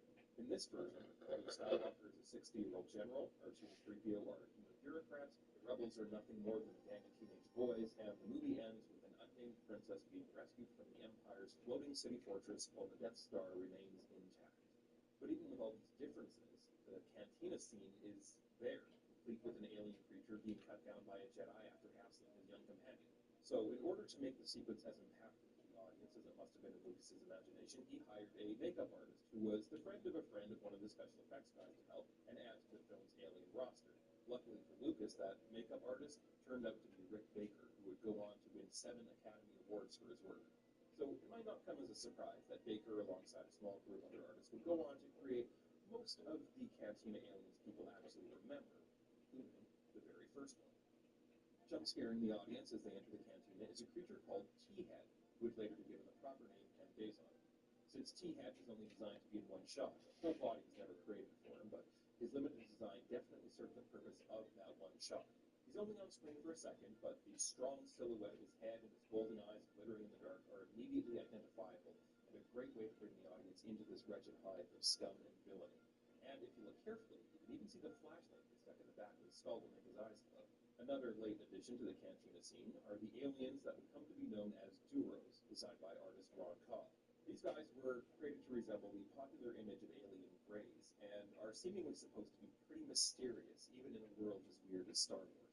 For other creatures he created, Cobb came up with things like their habitat, behavior to help inform and justify the design, but for the Duros, the only note he left was a faint nothing known on the side of the page. Not all of the new Cantina aliens would be as fleshed out as Cobb's creations, though. Because so many creatures were needed for the reshoots, Rick Baker donated some masks he had lying around to help supplement the ones made specifically for the movie. Among them was a devil character that Baker had initially made for a movie that John Landis was pitching in the early 1970s. The mask would eventually show up on screen, worn by Baker in the Mos Eisley Cantina. Another of Baker's creations are the Cantina's live band, which Star Wars lore says are a quintet of Biff Jizzwailers called Figrin Dan and the Modal Nodes, and who, according to George Lucas, dug up some old Benny Goodman records and tried to replicate the music they found on them. This supposed interaction with Earth might be the reason for this own resemblance to the Greys. And since these aliens were intended to be musicians, early sculpts for the mask even gave them second mouths on their necks to help them wail their jizz.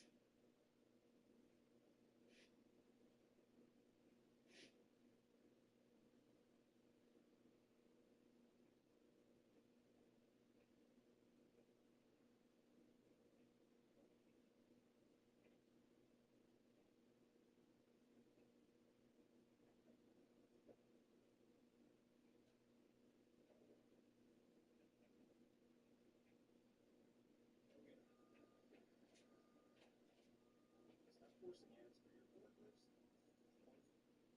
I would love it. I just mean, great development, up and down, great development, stuff, and coming along with it, something that we've done this stuff about.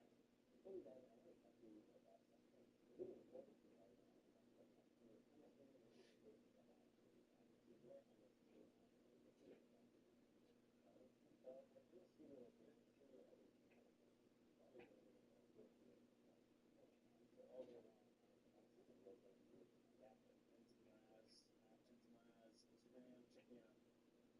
oh, I just thought you would say that. So, especially when I started out, I didn't really understand the relationship with my really bad. The relationship with pregnant, which is that not really happening. So I wanted to take you on with it just to say the relationship between myself and anybody. That's what I want to say. So as a freelance VP, one thing that I've noticed is that every suit is a relationship. Nothing goes up with creativity, it's on challenges, and love yourself. And this one came from personality, which he asked me, what was the best part of the entire day? So exactly what so and that's why I was looking back to maybe that I actually just told you last time. What was specifically the concept of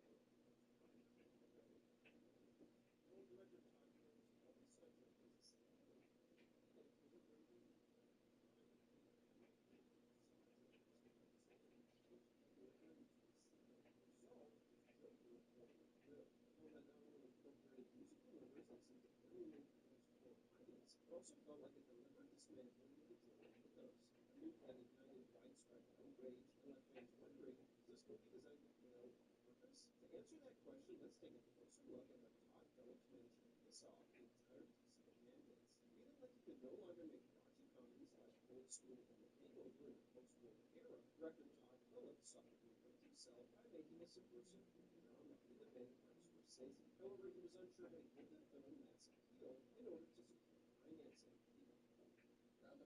change to saving stocks and Bitcoin. Cash out time.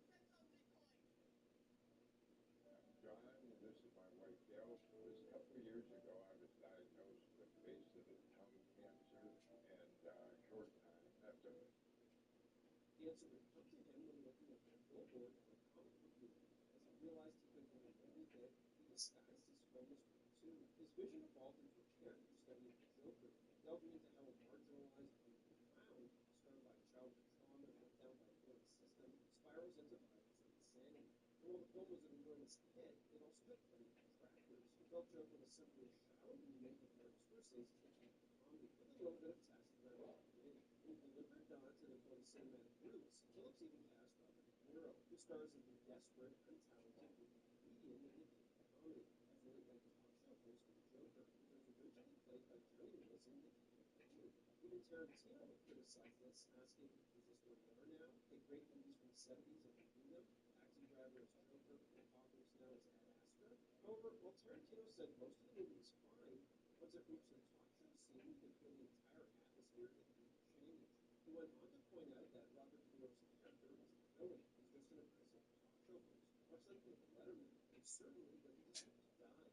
Yet, Tarantino insisted that while the audience was watching Joker, they were rooting for him to kill Robert De Niro, and if that couldn't happen, audiences would be disappointed and furious. As a result, Tarantino would praise this entire sequence as subversion on a massive level, as it compelled the audience to crave something so reprehensible that they began to mirror the Joker's own twisted mindset. Other critics expressed concern that a certain segment of American marginalized young men had been galvanized by art reflects the same madness, viewing it as a vindication of their own feelings of alienation and retribution, almost as if saying, "Finally, somebody understands me." As a result, they warned that art reflect the coming of insane incels, combined with the film's sympathetic portrayal of a homicidal maniac, could spark political violence and opposition behavior. Todd Phillips was taken aback by the responses to the film, frustrated that people thought he was glorifying Arthur as a cult hero instead of recognizing the film's true purpose, to condemn violence and expose how the system and society failed Arthur. So when it came time to do a sequel, rather than showing Arthur's transformation into Batman's nemesis, something the worst films seem to be setting up by Henry Cavill and Bruce Wayne's parents, Phillips chose to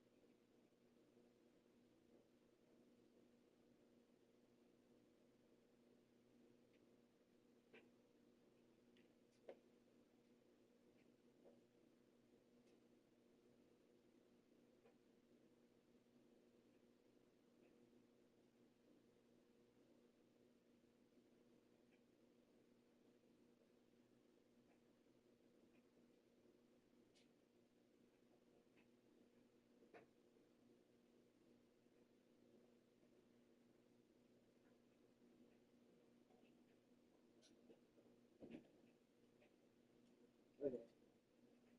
Alright, brother, I haven't started that, so whenever you get a chance after you leave, just check that you have your code. Oh, right.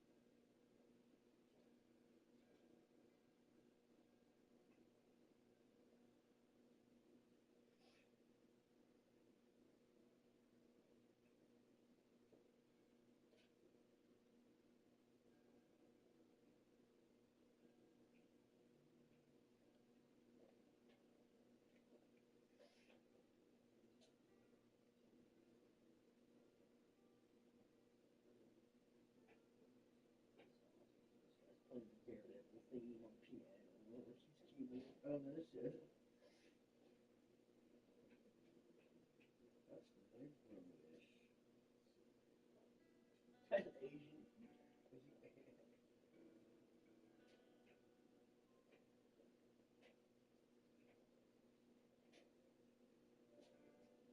I don't know if I'm what? I don't know if I'm a fan of the new thing. Yeah.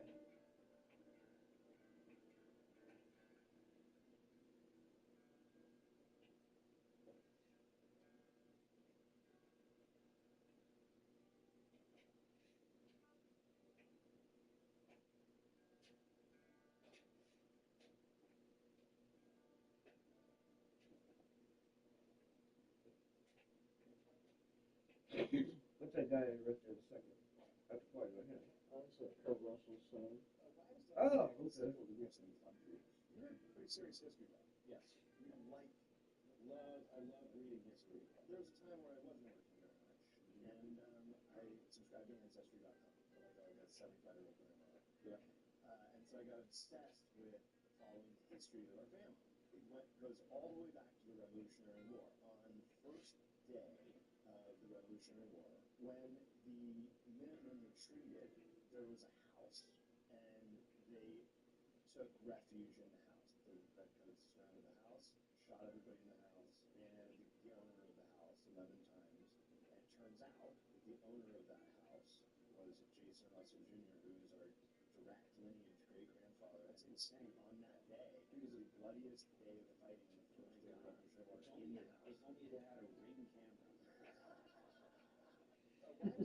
What did you say? If only they had a ring camera.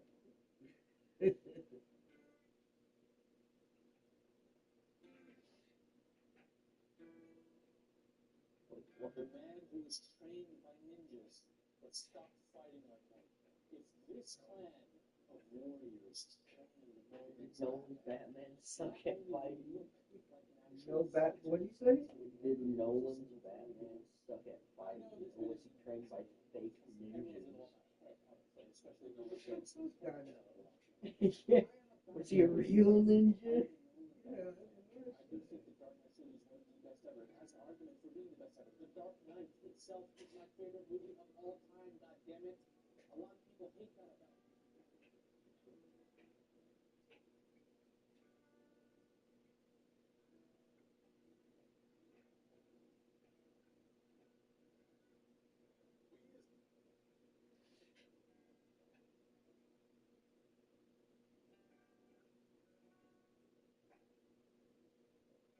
A little over a week ago,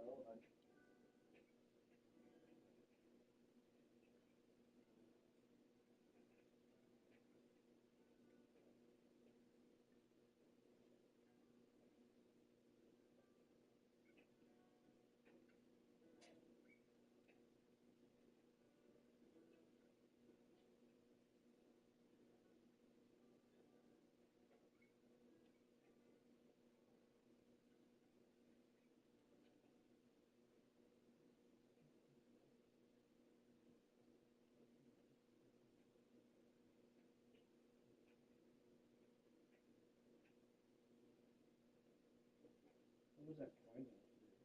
It's an AI thing.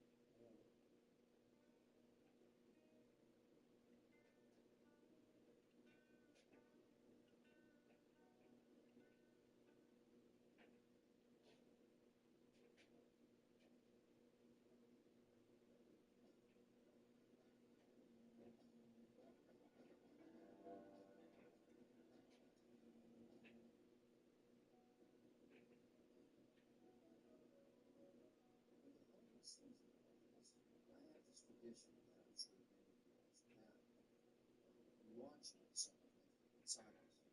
Harry Potter, Back to the Future, Indiana Jones, Spider-Man. This year, I watched Star Wars. The original movies and prequels are a no-brainer.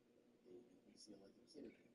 I experience excitement, anticipation, just this scroll.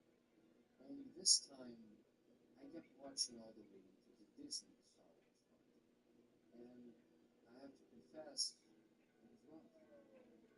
These movies did not make me feel like a kid. They made me feel like a child. Walt Disney agreed to pay $4 billion for Lucasfilm.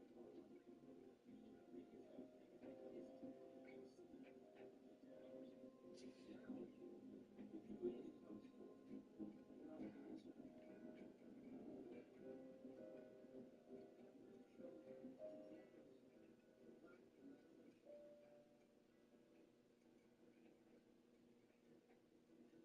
Let's be honest, the original Star Wars movies are not without their faults, but this feeling was new to me. At first I thought, maybe it's just me, maybe I've outgrown Star Wars over the years. I thought that just as the prequels were silly movies that I enjoy, the sequels were probably the same for a new generation, and I just didn't get it. But even as I watched other content, such as the acclaimed series The Mandalorian, I couldn't shake this feeling in the back of my mind.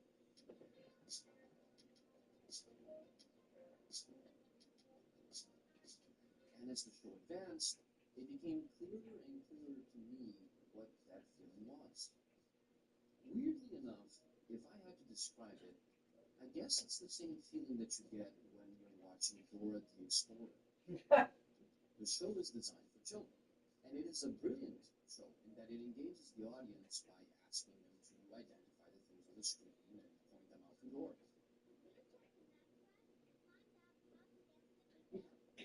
In essence, this is the type of piece of media that assumes that you need your hand held in order to enjoy it, and that it needs to provide you with constant stimulation and explanation in order to keep you hooked. Otherwise, you will distract things and subsequently lose interest.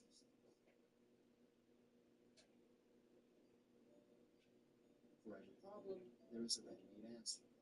For every challenge, an almost immediate solution. If the characters need something done, then all you need to do is yell at the screen and bam, it happens within moments. This is something that happens again and again in Kenobi and in the new series Ahsoka.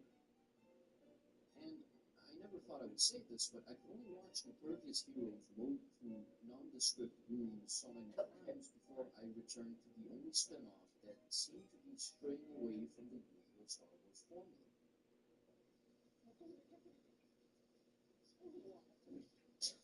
I thought the action was way better for all the other. Oh yeah. Just that little sequence alone. Back when I first saw it. Yeah. It felt different. Ruthless espionage, threats, contraband, tactics, founding, morally ambiguous. Actually, I can't wait till all of it has made me firmly believe that Rogue One and Andor do a better job of showing the nature of the Galactic Side than any other piece of Star Wars media has to date.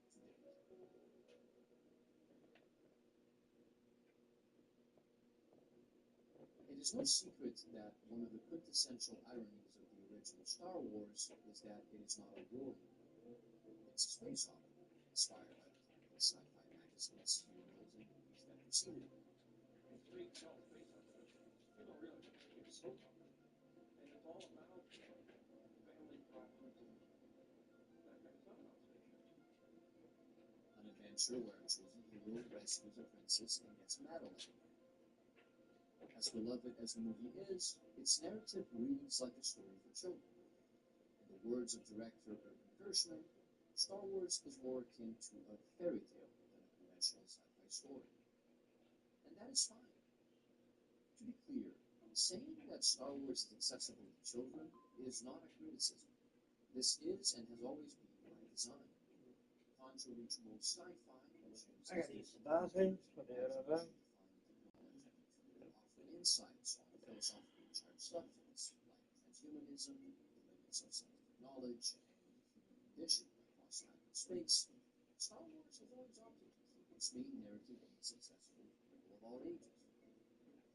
For instance, normally in science fiction, the existence of artificial intelligence allows for adult themes, for example. In movies like Blade Runner or shows like Battlestar Galactica, intelligent machines serve as mirrors to humanity and make us question the very idea of sentience and free will. In Star Wars, robots are rarely more than light comedic relief and guilt-free chaff for heroes to come from. Likewise, the endless narrative possibilities that alien species provide, which are explored in franchises like Star Trek or Warhammer 40,000, ultimately end up sidelined, and non-humans seem to exist mostly for cosmetic purposes, or again, for comedic relief.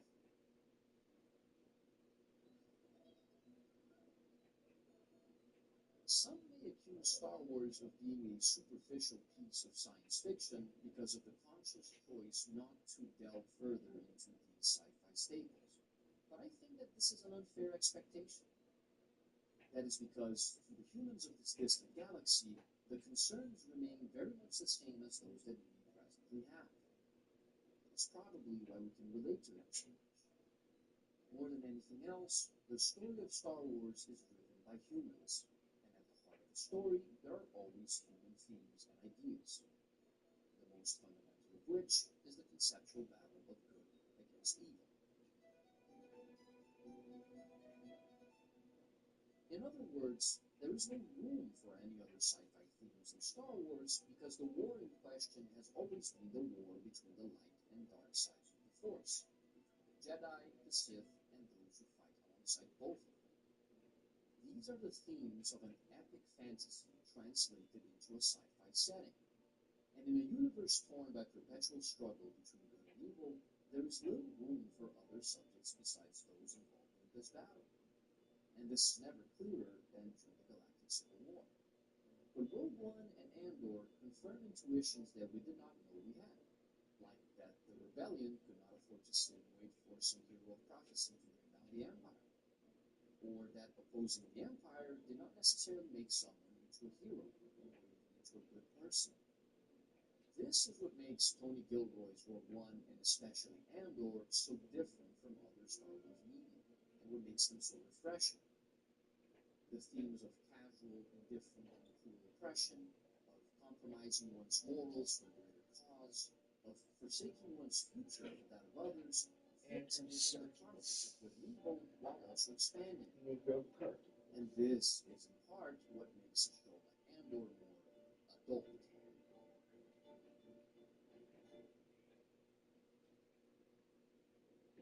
One may accuse Tony Gilroy of losing the spirit of Star Wars by alienating the part of its audience that is more enamored with the fantasy aspects, like the lightsabers, the Jedi, and the Force, which, while more appealing to children than dramatic narratives, are also beloved by adult fans, myself included. For this reason, I want to discuss what I think is what made the original Star Wars so good and so successful. And before we can move on to that, we need to address the elephant in the room, which can only be done by answering a very simple question. Why does Star Wars only feel childish now if it was always meant to be accessible to children?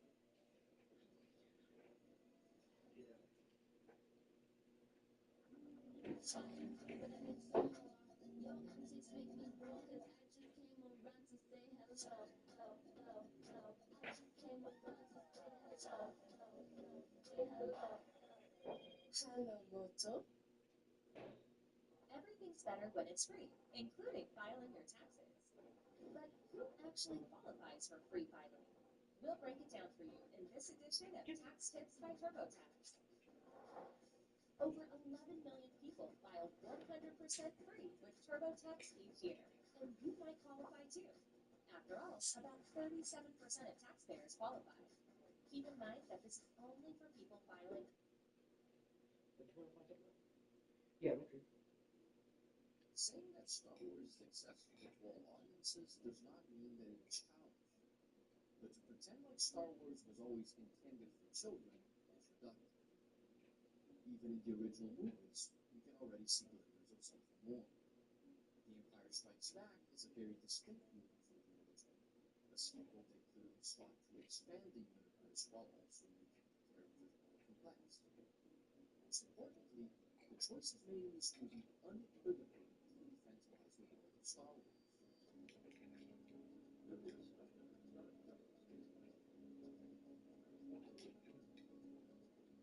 In the opening battle of Hoth, we finally get to see what a ground war looks like in this universe, and the rebels are fighting through their struggle where even after destroying the Death Star, they are still at a disadvantage in terms of logistics, budget, and military technology.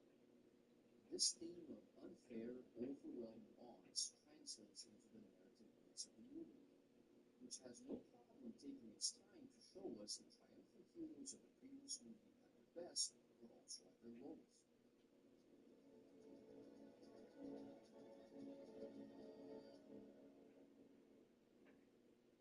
This in turn allows us to get a better understanding of the characters. We notice that characters do not act like fairy characters, but as human beings. Han Solo does not side with the good guys because he believes in the cause of the Jedi and the righteousness of the rebellion. The reason the smuggler can bring himself to leave is that his friend hates him, and most importantly, he is in love with Leia. His choices are based on fundamentally human emotions. He is not playing a role in the story, but rather acting as a living, breathing part of the world. Likewise, we empathize with characters like Admiral Pitt, a man working for the Anglo Empire who is hopelessly subordinated to Darth Vader and forced to play along with his cruel Sith games. The movie takes its time to show us the perspective of the Empire in order to highlight that there are people working just as hard as the rebels on the other side, and that despite their weaknesses, they too are human beings. Another delightfully real thing about this movie is that for the first time, we get to see the unexpected moments of downtime and preparation of these characters. We see Luke eating his rations, we see Han preparing his ship, we see Leia briefing the pilots before takeoff, we even see Vader dealing with the banal inconveniences of the chain of command, and taking his helmet off. Not to mention the plethora of background characters doing background things. In between the lightsaber battles, space dogfights, and extended planetscapes, we catch glimpses of moments that make the galaxy feel lived in, characters feel real. This, one could argue, is what separates Star Wars from other blockbusters like it, and what gives it an edge over the competition.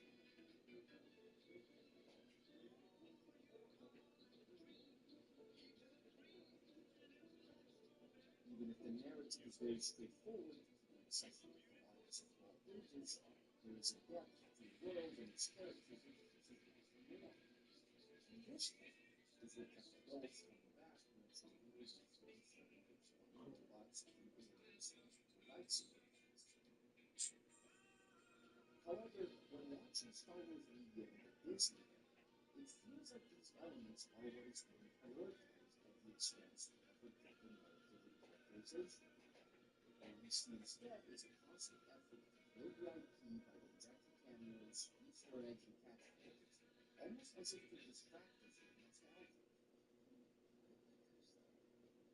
The truth is that, most of the time, the plot is advancing in an artificial, pre-planned way, and the dialogue is mostly serving the purpose of pushing the plot forward, rather than being organic interactions, which has the unintended consequence of making characters feel stiff and unnatural.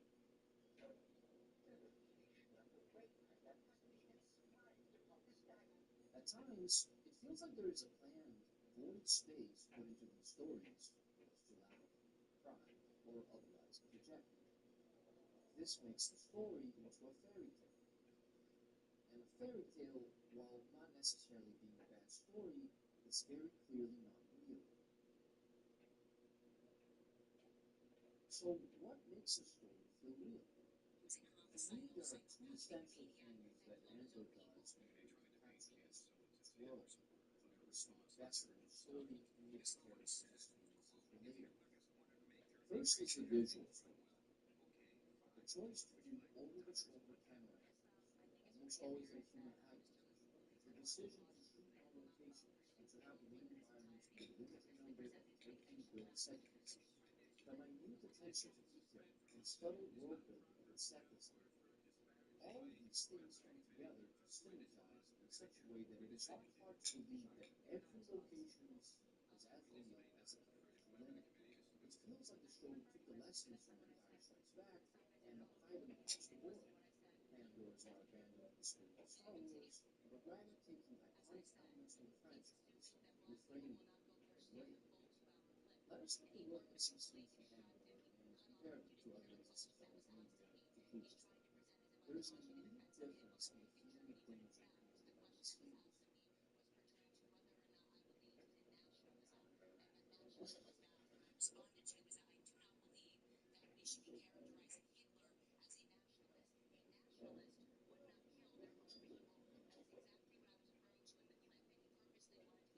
Simple randomness of the droid is what we believe, but it can also be used to make it into a terrifying machine without empathy or common sense. Director Benjamin Carey is not only laying around with completes resources and tools, he wants us to feel powerless before the indifferent violence of the Empire. The same can be said for the TIE Fighter.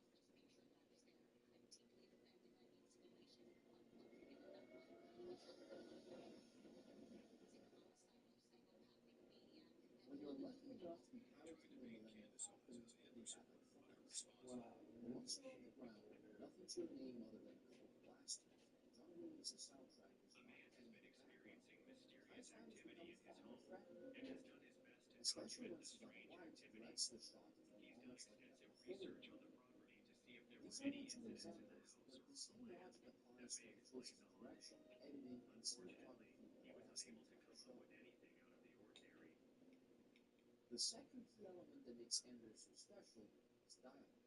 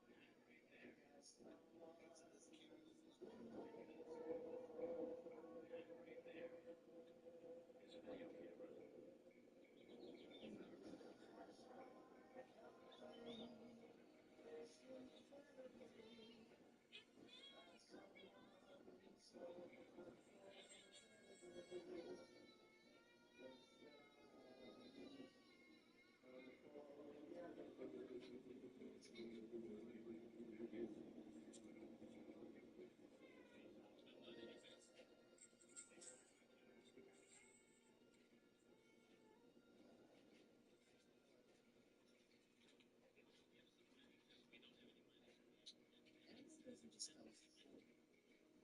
The interactions between characters in Andor don't fit the room or force in order to move the plot forward. The conversations feel weird, and since incomplete, they make the characters feel and make us connect with them. Let us understand them, their motives, their emotions, their place in this universe. We have a principle in Andor as well as this: show, tell. Show us characters in their day-to-day life, down to the logistic conversations they have and the unexciting personal choices they make. The scene Dedra taking place in the overtime tells us more about her than any amount of exposition would. The scene Cassian's reaction to Diane Karen's ignorance regarding the low price of the watch fleet makes it obvious that there is a difference in practical experience between him and them. In seeing Cyril's conversations with his mother, we understand everything there is to understand about his insecurities and where they originate. Show us, but don't tell us. Exposition may clarify things, but it can never give us as real and intuitive an understanding about these characters as we can get from seeing them eating, walking, living. Bigger Weaver. What was that movie that Alec Baldwin that's actually still coming out? Did he go to jail? No, he didn't go to time. He didn't do any time. What was they did a whole trial and everything. They found him like, yeah, they said that was negligence on part of the, yeah, they of the, what's it called, the firearms, specialist, and that's prop guys. But this is the images for the movie that they specifically the way in which the world around them, the experiences they go through, affects them and changes them in a way that Well, did they finish the movie? Like, it's I should finish in honor of that woman. Andor's cast of characters is one of its greatest strengths as a piece of media, not because they are iconic or memorable, but because they are fundamentally tied to the key ideas explored by the series. They are multidimensional characters, and this doesn't just make them more interesting, but also allows for the show to tell us its messages without needing to rely on exposition. This is because these characters are not just telling us a story as if we were children who did not know any better. Their words carry weight because they remind us of the heart of the truth with which we have become acquainted most of our lives. Resonate with their words because, like us, these characters are just people. Only people can make them something real.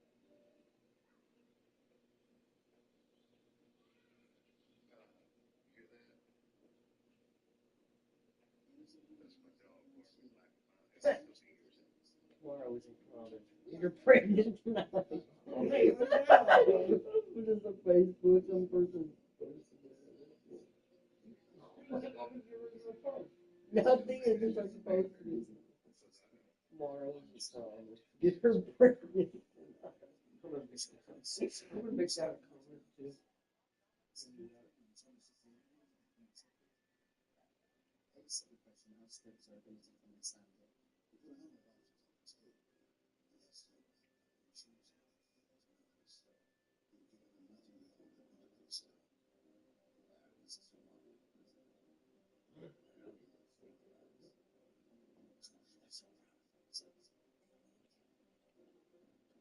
Britain's headed for civil war.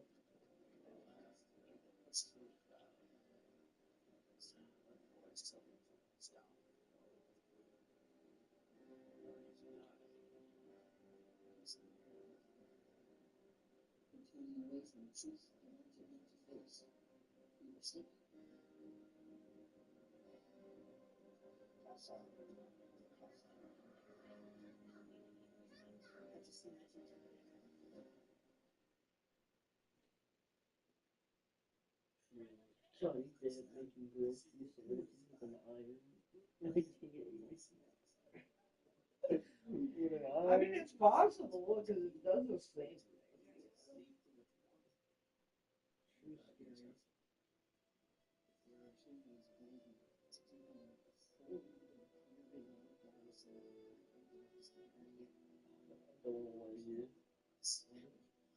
What's up with his glasses?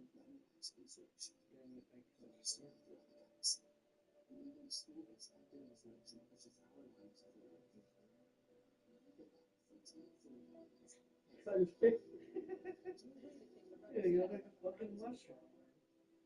He looks like a literal dickhead. He somehow looks better after. Yeah.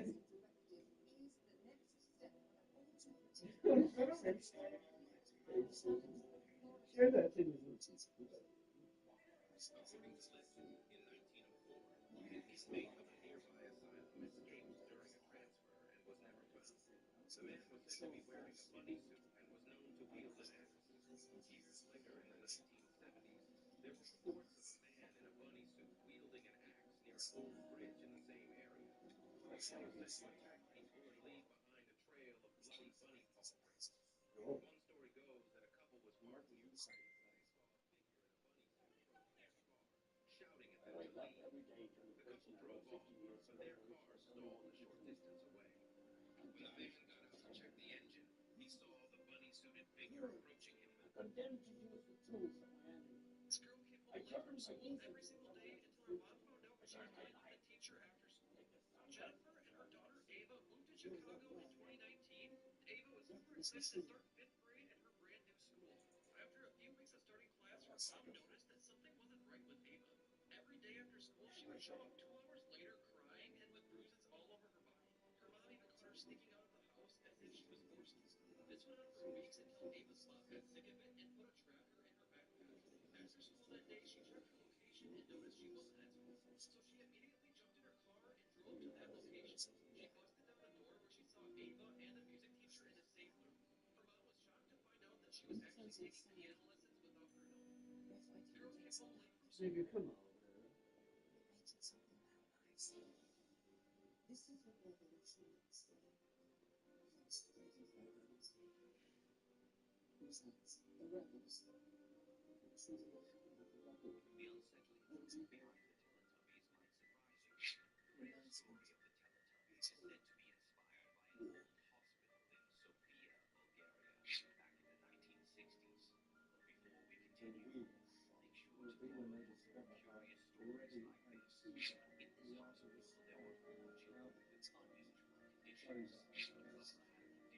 her time indoors, her skin cracked and kept peeling off. Back to sunlight, making like you was 7 years old. Low energy. He often refused to eat and needed special care. His limbs sometimes appeared weak due to circulation issues. Her story is especially sad. During an emergency evacuation from the hospital, he was accidentally left behind. This event led to her being sent to the rehabilitation unit. Another patient was lost. On the day he was out sleeping, Beyond Sedgley, behind the Teletubbies might surprise you. The real story of the Teletubbies is said to be inspired by an old hospital in Sofia, Bulgaria, back in the 1960s. Before we continue, make sure to follow for more curious stories like this. In this hospital, there were The true story of the Teletubbies.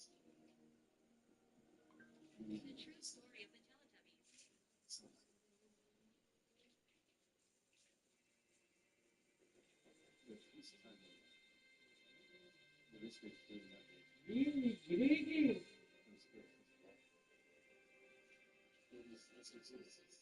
Gigi, speaking Gigi, Gigi. Our topic today is the tragic true story of the Teletubbies. Bring a cup of tea or your favorite drink and let's get started. The tragic true story What are those? Oh, we're going to circuit for closing the. Oh, Quaker Dipsy Paula, but then the golden sun with the face of a laughing child. Children laughed. Teletubbies have their own unique personality to help them explore the world, and the use of some symbols to teach children, such as the Toki Winky Hand Man, which is bigger on the inside than the outside, so that he learns about signs, or all of them. yeah, it seems like it is. Well, do me a favor, did you start the washing? The washing? Yes, sir.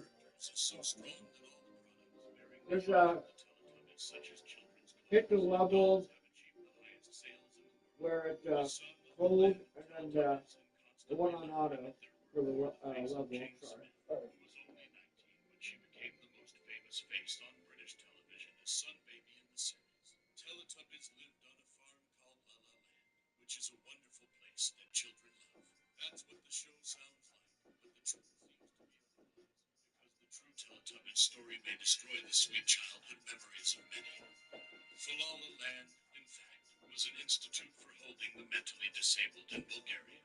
The real name of this place is not known until today. The true story happened in 1995. But there are some children. I don't know if Rogue was there or Williams or Dawson. This year's top prize What? goes to Beamer. Oh, okay. It wasn't a Stryer. But it's nice to Oh, do you have your clothes in the jar too? Yeah, I saw them in there, but it wasn't only mine. I'm assuming the rest of the other Willers or sauces. No problem. Welcome to the Heavy Spoilers Show. I'm your host, Paul. And this video I'm breaking down Star Wars Return of the Jedi. And the only time in the day that the providers visited with the hardly caring who worked at the Institute would often be fed rather than feed them. The characters of Teletubbies are based on a group of children who were present in this infamous place, and all died on the same day in horrific circumstances. And one of those kids, her name means Lavender Flower, had a deformity on her face that made it tight all the time, and she seemed to always be smiling. And that basically wasn't any kind of problem, as she could act like a normal kid, but she was still locked in that room. For for 5 horrific years, which is the length of her life also, and as a result she was completely out of her mind. She was dancing around her room without music, and she could not utter a word in Bulgarian, but only muttered strange, incomprehensible words. She had spent her whole life in the room turning her skin yellow from the lack of sunlight, yet the poor woman was always smiling, even when she was being abused. Her smile was involuntary even when the people in charge of her care broke her legs so she couldn't dance. And even when they tied her up in her bed for a long time, she was smiling and mumbling her incomprehensible words. One of the other children was Tootie, a little boy who was only 7 years old at the time, and who, like the other children, spent endless days confined to a room in which he could do nothing but rock back and forth and babble incomprehensible. And all of Tootie's crime was that he suffers from deafness in addition to the same facial deformity that forced his face to smile permanently. So he was imprisoned in this terrible institute for the rest of his life. But of course the caregivers in that place had their own way of dealing. So they took him outside and tied him in the walls of the institute despite the severe cold. And sometimes they left him tied for long periods to the point that he got frostbite, and his limbs turned blue because of his stay in the snow. And it was a miracle he endured it all and did not die. The thing he and Lala had in common was that they always smiled even when they found him half frozen and nearly dead. He was smiling too. And even when the caregivers broke some of their bites, he kept smiling. And it is... You know, the real story behind Teletubbies, the real story of Teletubbies, is taken from a mental hospital in Bulgaria. For a group of children, Lala has a distorted face that makes her smile all the time, and she always sat in her room alone in the hospital. So she used to dance alone without music. So her skin turned yellow because she wasn't exposed to the sun. Tinky Winky was 7 years old, and he hit himself on the wall until his head cracked. So they had to tie him up with a rope so he wouldn't move. And because of the rope and restrictions that were on his limbs turned all blue. Boo was with them in the hospital. And when the fire happened, they forgot. And they didn't save her until her skin turned red. And for Tinky, he was always hungry and sad because he was depressed. And when they gave him food, he would throw it away and never eat it again. And this is their story in short. So Teletubbies is a mental hospital. But there is only one question left. You know the real story behind Teletubbies. The real story of Teletubbies.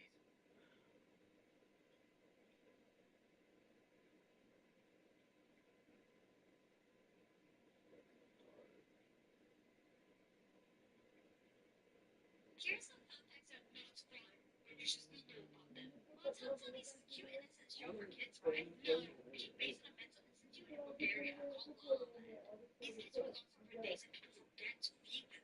So Lala's real name was actually Tulip. Her face was so deformed that she looked like she was smiling. She was locked up for so long her face turned yellow, and that's why she was the yellow Teletubby. Next, you got the blue Teletubby. You put my clothes in the drawer? Is that what you did earlier?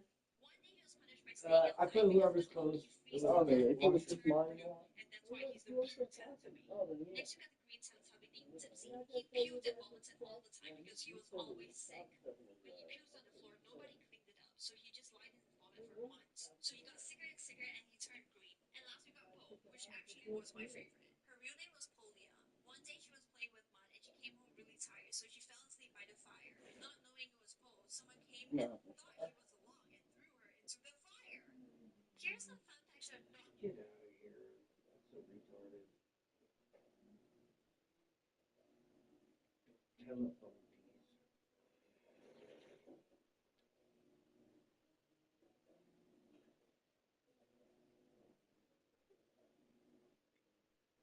Good life should be reserved for the few. The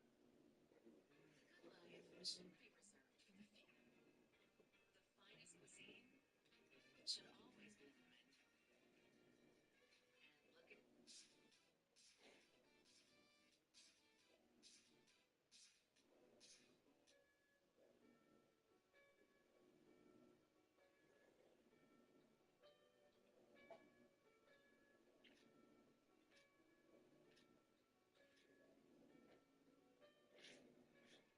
Hey guys, it's Jessie V. This shirt always gives me so many Halloween vibes, and I love it. As we're so close to Halloween, I'm literally so excited. Okay, so as you can tell by the title of today's video, I'm going to be telling you about all of the very creepy, disturbing lullabies from all around the world. These are songs and rhymes that parents use to put their children to sleep, and they're not happy, beautiful tunes. They're actually terrifying if you listen to the lyrics, and they're usually about legends from that country or place around the world. Some of these you may have heard before, and if you have, please comment down below. I'm so curious. I can luckily say that my parents have never sang me any of these, but some kids weren't so lucky. Before I get started though, I just want to mention that today's video is sponsored by Displate. Displate is a one-of-a-kind metal poster designed to capture your unique passions. It's incredibly sturdy, it's magnet-mounted, it's durable, and I know it's going to look amazing on your wall. Now, I love Displate so much because you can customize these posters, you can collect them and rearrange them any way that you want to make your home more custom to you. It only takes like 20 seconds to set them up with no power tools, no damages, and no frustration.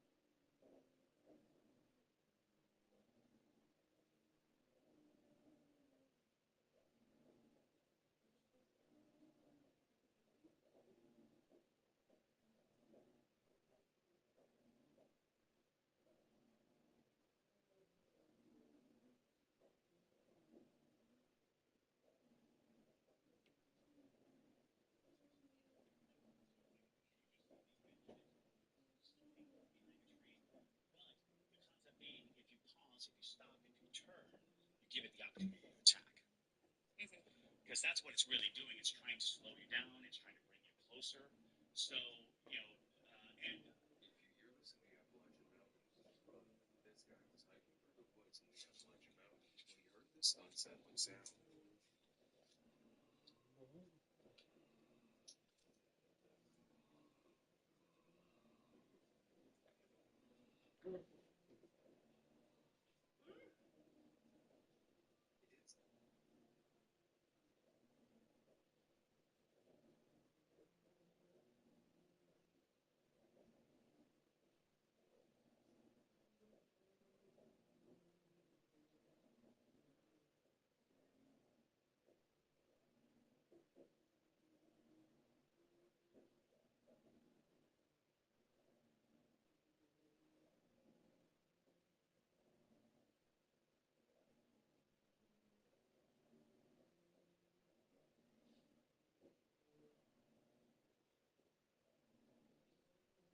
It's crazy to think how Cheryl Bradshaw's gut instincts that something was off about Rodney finally saved her life. One person on the stage was not who he seemed, and his name was Rodney Alcala, a serial killer. He's introduced as Bachelor number 1, a successful photographer.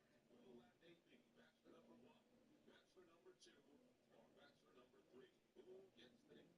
Well, I like bananas, so I'll pick one. Investigators estimated his victims could be as many as 130, but Alcala had fled and enrolled in the NYU Film School using the name John Berger. With his good looks and charm, he persuaded many young women to pose in photographs for him, most of whom are presumed to have been victims of his. Apparently, a lot of them remain unidentified.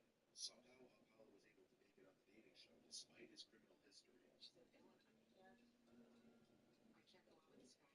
There's weird vibes that are coming off of him.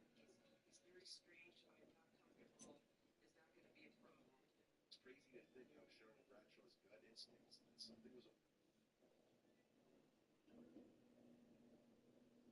it's what she finds in the kitchen that's really scary. In the early 90s, a young girl was sleeping in her mom's bed when she suddenly woke up for no reason. She looked at her door and she saw her very affectionate. Turn that down, Louis. It's too loud. As if someone was coming up to pet it, but she was next to her mom, and they were the only ones in the house. The girl shakes her mom awake and points to the cat just as a man is walking past the door and disappears into the room across the hall. Before the man could come back out and find them, they both jump out the window, run across the street, and call the police. When the police arrive, the guy is nowhere to be found, but they do discover that the front door was unlocked, so that had to be the way he got in and out. But the mother swears up and down that she locked that door before she went to bed.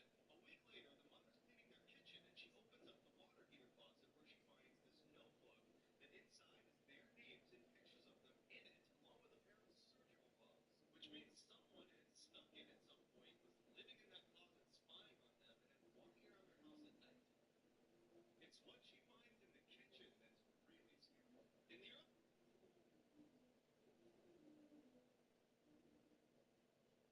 This happened a few years ago. I was traveling with my ex-boyfriend.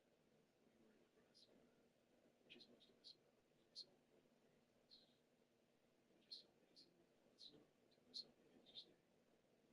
So we went back online, came up to a brewery stop where we had seen a call that was seen to be broken down, which I found odd. So I said, "Tell us to stop."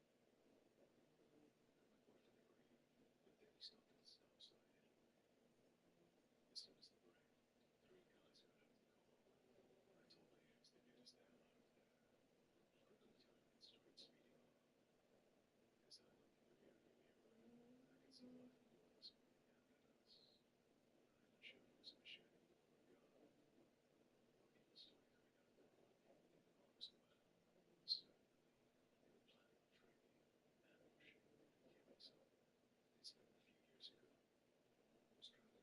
few years ago. I was traveling with my ex-boyfriend. YouTuber Midwest Ghost Hunter decided to explore an abandoned graveyard in Minnesota. The old graveyard used to be a part of a thriving town, but now it's just a ghost town. People visiting the cemetery report seeing an alarming amount of paranormal activity, and many locals tell investigators to stay away. And this YouTuber soon finds out why. He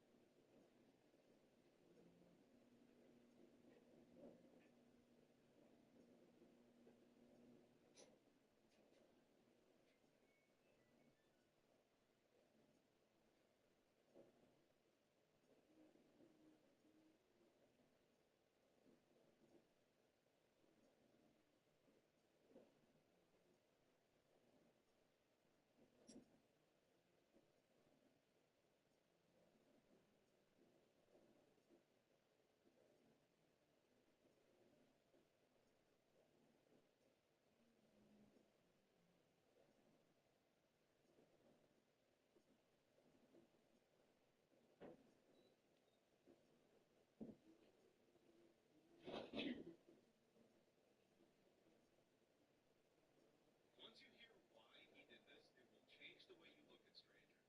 In 2018, a woman was out for a walk in the blistering cold when she saw a teen girl coming towards her wearing just pajamas and oversized shoes. Turns out it was 13-year-old missing person Jamie Close, and boy did she have a terrifying story to tell. 87 days earlier, a man had broken into her home in the middle of the night, killed her parents, and then taken her prisoner. He brought her 70 miles away to his house where she was kept under a bed and largely forgotten about. She was just there for no apparent reason. When her captor left one night, she managed to escape, and that's when she ran into this woman on the road.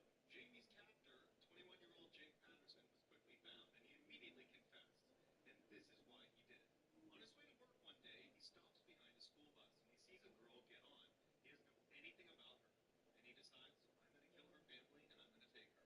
He had no motive. He had no criminal history. This was truly random. Once you hear why he did this, serious things in normal photos. Serious things in normal photos.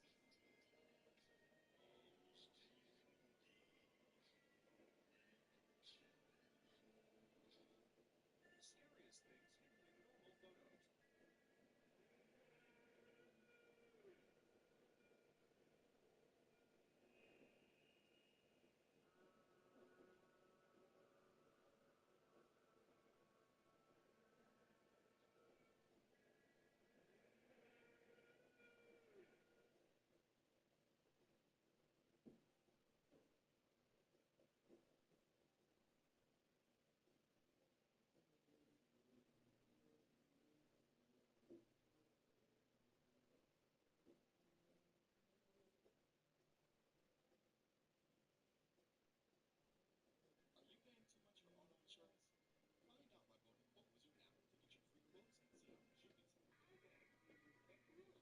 Find out by going to What Was Your Nap to get your free quotes and see how much you could save. Don't need no beaches here. Then we run everything, the bottles and everything out of here, because we need to use the table in the morning. I take all these bottles of Jake's beer and stuff like that, Yeah. and bowls and stuff. Let them go there.